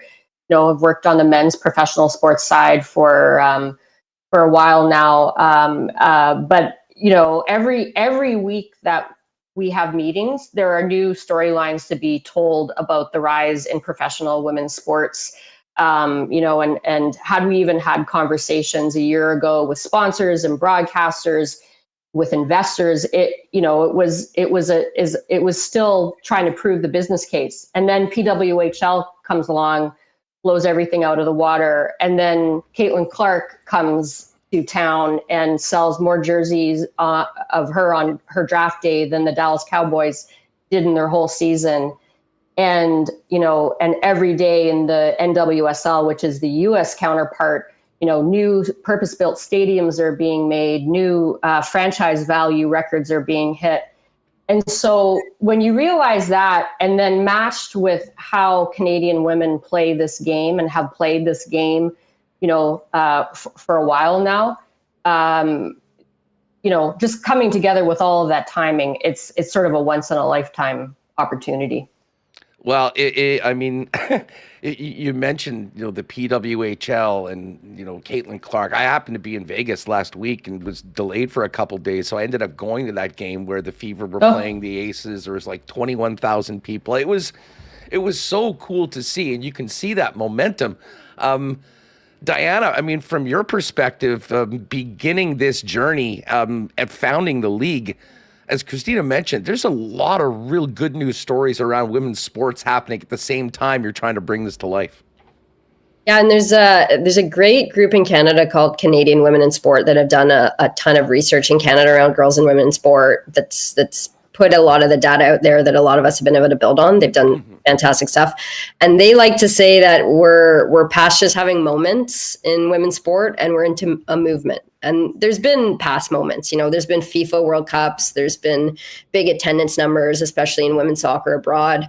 But you can tell the momentum is there now because it's sustained, and it's sustained because there are professional environments. And there was just such a void in the past, and there weren't pro teams for players to train in every day, for players to play every week, for fans to cheer every week, for sponsors to get behind players in their country, for this whole ecosystem to exist. So you'd have these one-offs at a World Cup or an Olympics, and then, you wouldn't see it for another 6 months.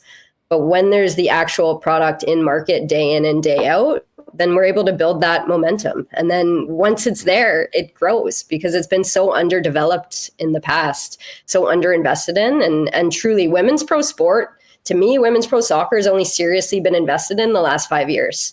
And already you're seeing the growth in North America, internationally.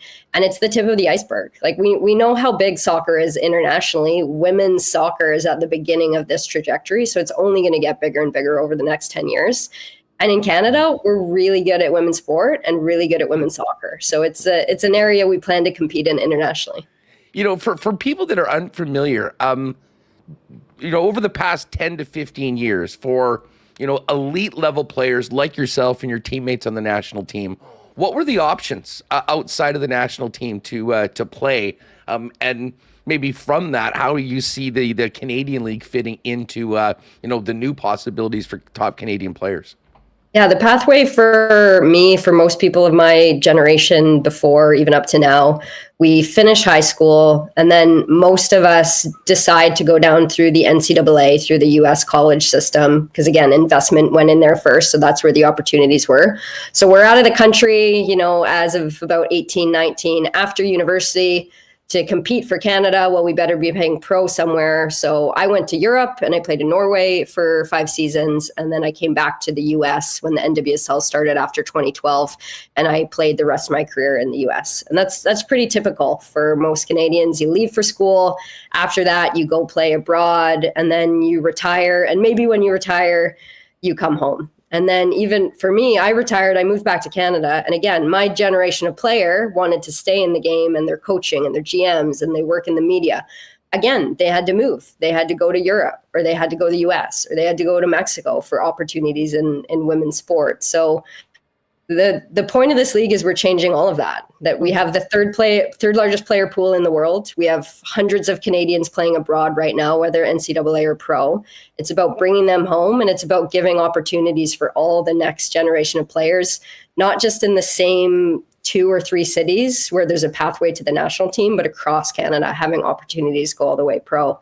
And then beyond players, it's the coaches, it's the referees, it's the women in business that want to work in sport, it's the women in media.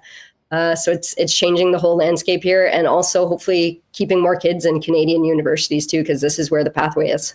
What is the vision for the league as far as how it pertains to the NWSL south of the border and the other European leagues? I mean, is the idea to have a league at that level, if not higher, prioritizing Canadian talent, or is it a matter of just trying to make the best teams in the best leagues possible without quota, if you will, on nationals and homegrown players? Yeah, we operate in a global landscape. That's the main thing about soccer, right? We're global. So our league is absolutely competing against every other league in the world, including the NWSL, the Liga Femenil MX in Mexico, Women's Super League in England, the Women's Bundesliga in Germany. I can go on and on and on. Our league absolutely will have more Canadians in it than not. We've got a roster of about 20 to 25 people, and we'll allow up to 7 international players per team. So you'll have international talent coming here to play in Canada, but you're also going to have so much Canadian talent playing here. And then a super exciting area for us too is that the Champions League format on the women's side is coming to our region, is coming to CONCACAF. So actually in the future, our top teams in our league are going to get to compete against the top teams in the US League and the Mexican League and the Champions League, the magic of football. So we're looking forward to that as well. Yeah, I have to admit, just from a casual fan, the way the teams from different leagues play each other is such a cool part of the of soccer and the way that it's made worldwide. Christina, what can you take from the PWHL success as well as the growth of the NWSL and help make this a more successful venture right out of the gate and in its early years? Yeah, I mean, I think the number one thing we're taking from the PW is just the prioritization of exposure for the game. So we made a decision very early on that we needed to really focus on the broadcast side of things. So you may have seen that we have 2 major deals in market for start next year. TSN and RDS are committing to broadcast a number of linear games, a really good number, and then we added on the CBC as well, and CBC's in every home there, and they also bring an infrastructure and support that really gets the game in front of as many people. There are a number of ways you can go about broadcasting your game, but we had those partners early in. We're going to be producing the game, and that was a decision PW made as well, because again, we're just in this life cycle with broadcast deals and media partnerships where if we weren't doing that, I can't say with certainty that we would be able to do these deals. And so essentially we're investing in ourselves. We're working with Dome Productions. As you know, we're best of the best in producing live sports, and then we need to get those games in front of as many people as possible. That's one side. And then our ownership group, we have 6 clubs that we're kicking off with next year, from coast to coast. And as we well know in this market, that local connection and building connections is really, really important. So we have local ownership groups in every market, and they are well on their way. If you follow the Halifax Tides, and both in celebrating, Schaffelberg on the men's national team on their social channels, that's from their part of the world, showing up at youth games and working with local businesses. They're kind of setting that foundation for that fan base to be there. And that's a real advantage for how we're setting ourselves up here. We get the importance of local. And so, having that combination of exposure and community, we think is the secret sauce to success here. Diana, from a founder's perspective, what have been the biggest challenges from day one up until this point, and how much work is still to do before kickoff in April of 25? Yeah, I guess and Christina and I were just talking about this today. It's probably where we're laughing. I think just the size of it is the biggest challenge. And then what is the specific challenge on the day changes by the day and the minute and the hour. So that's probably it. And that's why, it was so important for us to find great ownership groups that believe in what we're doing, believe in the investment they're making, and they have roots to their communities, because there's a lot of work for everyone to do, both at the league level and locally in each market. So yeah, lots to do for next year still. We're hiring pretty quick, which is very exciting. We've been able to attract such incredible people in sport and business to this project, including Christina, which has been a huge strength and blessing for us. So you'll get to see more and more of those faces as we build towards next year. I keep saying women's hockey did it in 5 months, so we got plenty of time. That being said, Christina, I don't think there'll be a lot of downtime over the course of the next little while. I mean, what are you most excited about in this lead up to the beginning of the new league? I think it's just starting to, build the fan base around it. I mean, that's really the biggest reward when you work in sports and in professional sports, is recognizing, well, it's 2 things. It's the fans, and when we get to that first kickoff and seeing the joy and how, we're bringing this to life, and sports is really, as we know, in a tough world that we live in right now, is something that makes a lot of people happy. But I would say, unexpected for me, because I'm less familiar with, the pathways of soccer and that side of things. Seeing in real time how this is changing how young girls are seeing opportunity here. I was with a number of girls from the soccer academy in Calgary over the weekend at the Stampede. It was a lot of fun, and and some of them might play in the NSL. All of them are going to be leaders, and they see, they're going to be new role models, and they see new role models. I had a story from a former colleague who said their sister is now accepting a scholarship where she can play soccer because she feels like there's a pathway to her continuing to play. Though that's so inspirational to all of us right now, and on those days that are kind of long and when there's lots to do, hearing those stories is fuel and is really exciting.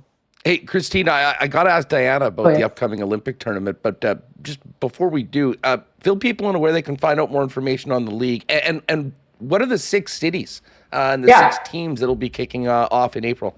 Yeah, so we're in Vancouver, and that club's owned by the Whitecaps group. Calgary, Ottawa, Toronto, Montreal, and Halifax. I think best follow us on all of our social channels on Instagram and X and Facebook under the Northern Super League. We have a website at nsl.ca with also some great merch if you want to get in on that. Got to make that plug. But absolutely follow us on our social channels, and that you'll be up to speed there.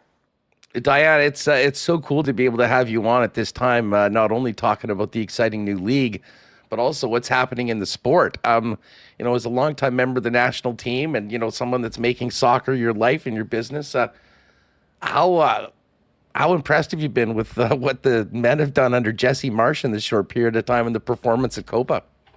Yeah, it's a pretty cool time for Canadian soccer. And I think probably even, 18 months, 2 years ago, there were many of us, probably a lot of folks out there included, who were feeling pretty cynical and pretty pessimistic about Canadian soccer. And I think we're past that. We've been through some tough times here, but we've got ourselves a women's national team with Bev Priestman that's going for their back-to-back gold medal, which would be their 4th medal in a row. I don't think any Canadian team sport has ever done that.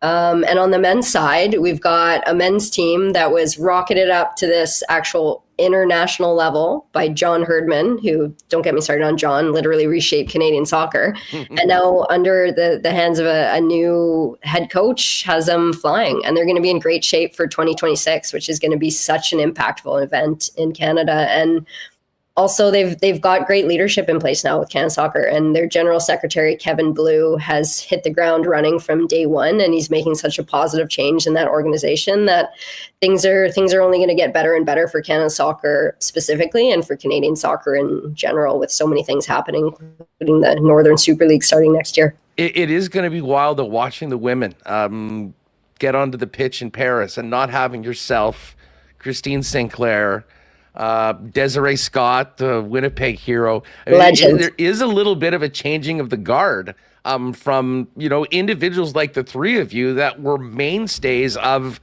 a golden era in a lot of ways, sort of started the momentum for all of this, including the league that's going to be getting going next year. Yeah, we got some new faces, but you know what? Some of those new faces have been around for a while. The core of that team, your Jessie Flemings, your Ashley Lawrence, your Kadisha Buchanan, they've been in World Cups and Olympics since 2015. So those folks have multiple Olympic medals. They play on top clubs around the world, and the list can go on and on with the talent on the team right now and playing top environments around the world. Quinn, Julia Grosso, Kaylin Sheridan in goal, Vanessa Gilles in the back, Jade Rose, another super young, exciting center back. There's a lot of talent out there right now, and the women's game just gets better and better every 2 years. So it should be an exciting Olympic tournament. The Olympics, anything can happen at any time. It's always a little bit different field than the Women's World Cup, and it happens fast. 16 days is not enough time to have a full international soccer tournament, but we do it anyways. And historically, Canada did as well. So looking forward to it. Oh, I cannot wait for the tournament. The memories that you and your teammates gave us, for all these years, hopefully, let's just say this, the bar has been set very high for the squad going forward. And listen, you guys are raising the bar and setting the bar right now for the future of the sport in Canada. Diana, absolute pleasure having you on the program. Thank you so much, and good luck making this all a reality. And Christina, congratulations on the opportunity. I'm wishing you guys nothing but the best for year one, 2025 of the Northern Super League. And we'll look forward to talking about it here on the program and being in touch soon. Thanks, Huss. Thanks for having us. All right. Appreciate Diana and Christina coming by. Wishing them nothing but success in getting the league off the ground next year. And I cannot wait to see what our women can do at the Olympic Games. We've got your opportunity to play our Race of the Day contest with the Assiniboia Downs coming up in just a second. We do got to get to Coolbet Lines. And a jet got married on the weekend. We'll quickly touch on that. But do want to remind you, Gold Eyes are back at home this weekend, taking on the Milwaukee Milkmen Friday, Saturday, and Sunday heading into the All-Star game. And shout out to Miles Symington, who was added to the American Association All-Star team on the weekend. So-so weekend for the Fish down in Sioux Falls. They won on Friday, but only scored one run in the next two games. A little bit of a power outage for the Fish. They're off today on the way to Sioux City. Tuesday, Wednesday, Thursday in Sioux City against the Explorers, and then back at home on Friday to kick off the three-game quick homestand. And, of course, tickets are available at goldeyes.com. Find out more on group offerings, availabilities for the new third baseline patios like we had for our date, goldeyes.com or 982-BASE for more information. Cannot wait to get out to Aikens Lake. They have been pulling big ones out of the lake all summer long. If you are looking for an incredible world-class fly-in fishing experience where you can be on the water in less than 2 hours from the city of Winnipeg, find out more about Aikens Lake Wilderness Lodge, world-class fishing, and to be honest, even more world-class hospitality from our friends, the Terren family and the amazing Aikens Lake team. Go to aikenslake.com for more information on availability, any remaining availability for the 2024 season. Of course, they're now booking well into 2025 as well. And check out their socials at Aikens Lake for more of what the Aikens Lake experience is all about. We'll get to the picks for tonight in just a minute.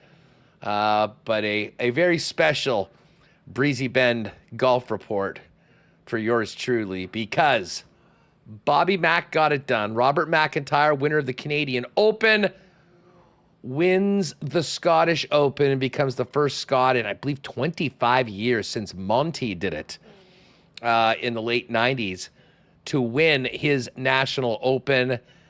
The reason why I was so fired up about it is because I was on Bobby Mack at 40-1 from Wednesday's Lock Shop. I cannot wait for the Open Championship this weekend. We will definitely get into some Open talk over the next couple days on the program, with it being a pretty slow week with Major League Baseball at their All-Star break and more. Of course, Breezy Bend proudly presents all of our golf content here on the program.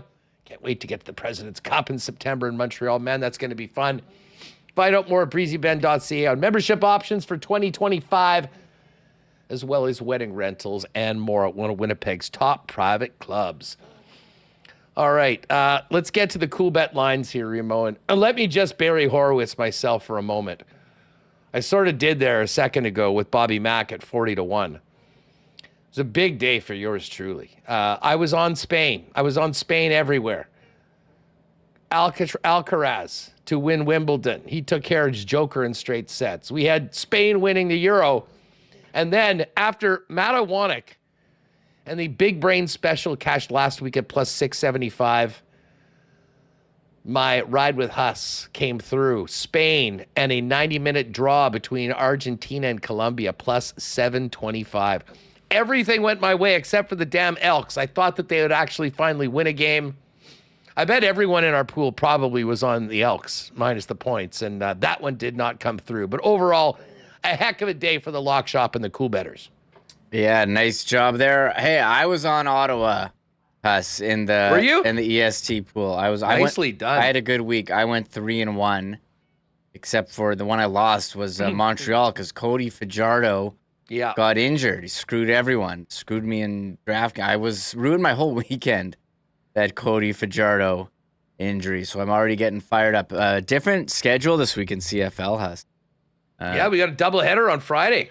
Yeah, they need to bring back the doubleheader. I miss the Saturday doubleheader. I love Saturday 9 p.m. to like midnight watching BC Lions or whoever. So we have Edmonton, Ottawa, and then Winnipeg, Saskatchewan at 8:30. But yeah, congrats on your big week.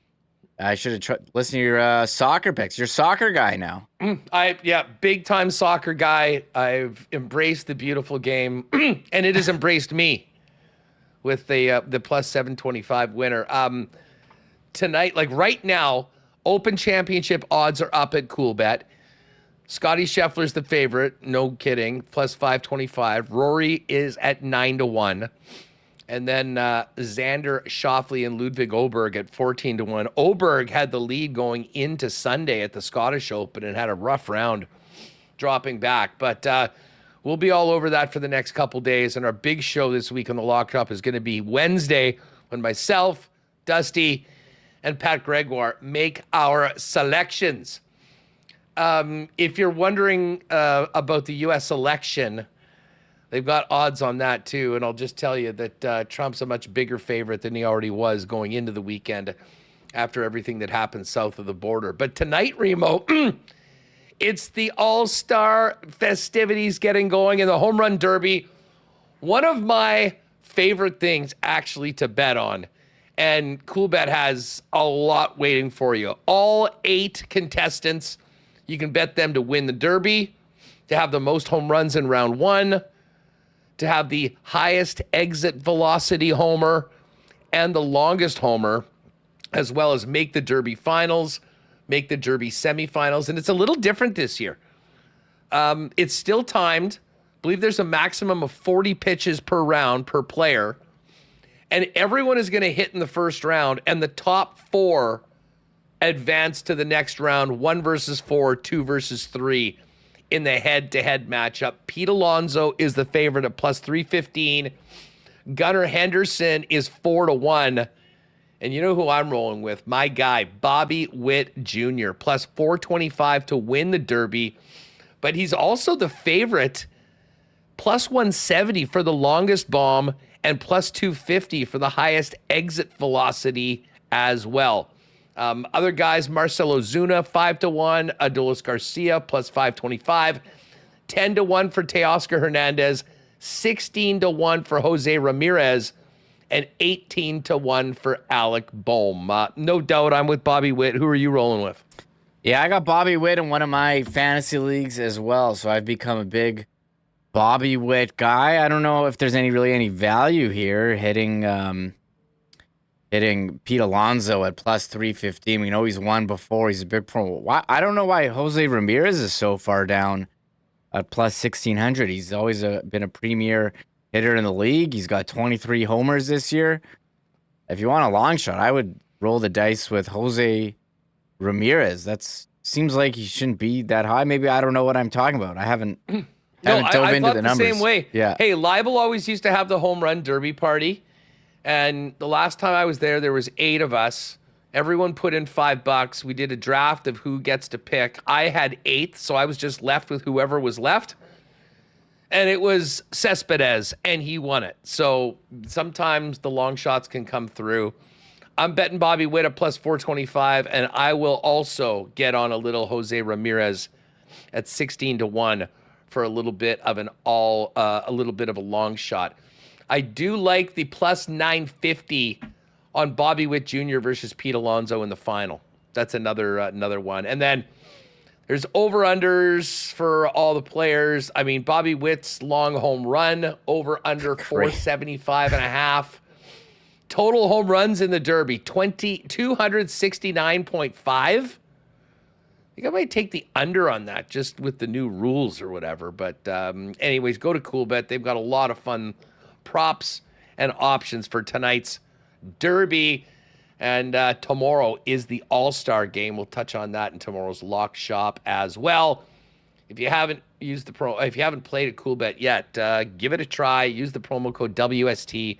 We'll hook you up with a 100% bonus up to $200 on your first deposit. And again, tomorrow, Lock Shop, and then Wednesday, our big Lock Shop show, noon. Edmonton Sports Talk right before WST. where we making their picks for the Open Championship. All right, how the tables have turned in our yearly competition, picking all of the races. Michael Remis, after having a dreadful start, has hit his stride and now has a slight lead on me after orchestrating a pretty amazing comeback over the last few weeks. Remo, we've got live racing today and tomorrow at Assiniboia Downs, and 2 more chances for WST listeners to pick a winner and join us for that incredible prime rib buffet a week tomorrow out at Assiniboia Downs. Write this email down. Sherry, SHERIG @asdowns.com. We're going to get to our race of the day coming up. And you're going to make your pick, send it in to Sherry. And as I say, she's tabulating everyone that's had winners throughout last week and this week. And we'll have 3 winners join us with a guest next week at Assiniboia Downs for what should be a really good night. Let me just get HPI bet up here. Well, you're on the heater. Why don't you start it off? Although, do you have race 1 tonight? No, I do not. I have 3, 4, and 5.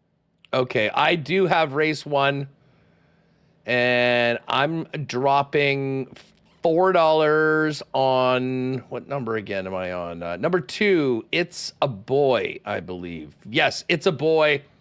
Antonio Whitehall. $4 to win for that one. Yeah, I'm not in race 2, so let's get to race 3. What do you got for that one? All right, I've been having a lot of success with winners and exactas, and I have the big favorite here. Will is Chill, and number 5, Calabrese Kid. So that's I'm doing a $4 exacta. Will is Chill, massive favorite here, 3-5, and that is the program selection and AI smart pick on this one. Nicely done. I'm actually going triactor box on this one. I'm taking Willis Chill. I will take the Calabrese Kid, and I'm going to go with Vegas Playboy.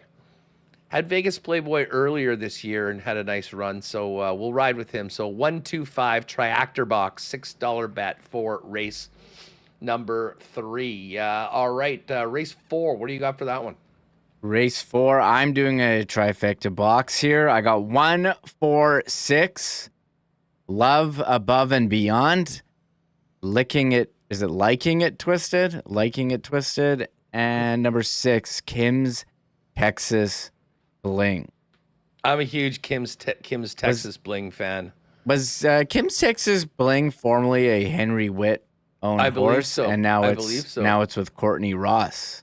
Interesting. It's like a transfer in soccer. Maybe it got claimed or something like that. Anyways, I got a toonie on Kim's Texas Bling to win. All right, what I don't have race number 5, so let me know what you got. I for that do. one. 1-3 exacta box. Lieutenant Norm. I think I won something on Lieutenant Norm before. It's sneaking in there 3rd on the program selection. Shout out to, I don't know if it's named after Norm MacDonald or not, but I'll play Lieutenant Norm in honor of Norm MacDonald. And horse 3, this is the massive favorite, Mr. Phillips. So I got my 2 exactas has are a massive favorite with another. So we'll see how it goes. That's what I'm rolling with. See how it is. I've got a bet on race number 6, Dynamic Strike, number 1. To win. And that brings us to race number 7.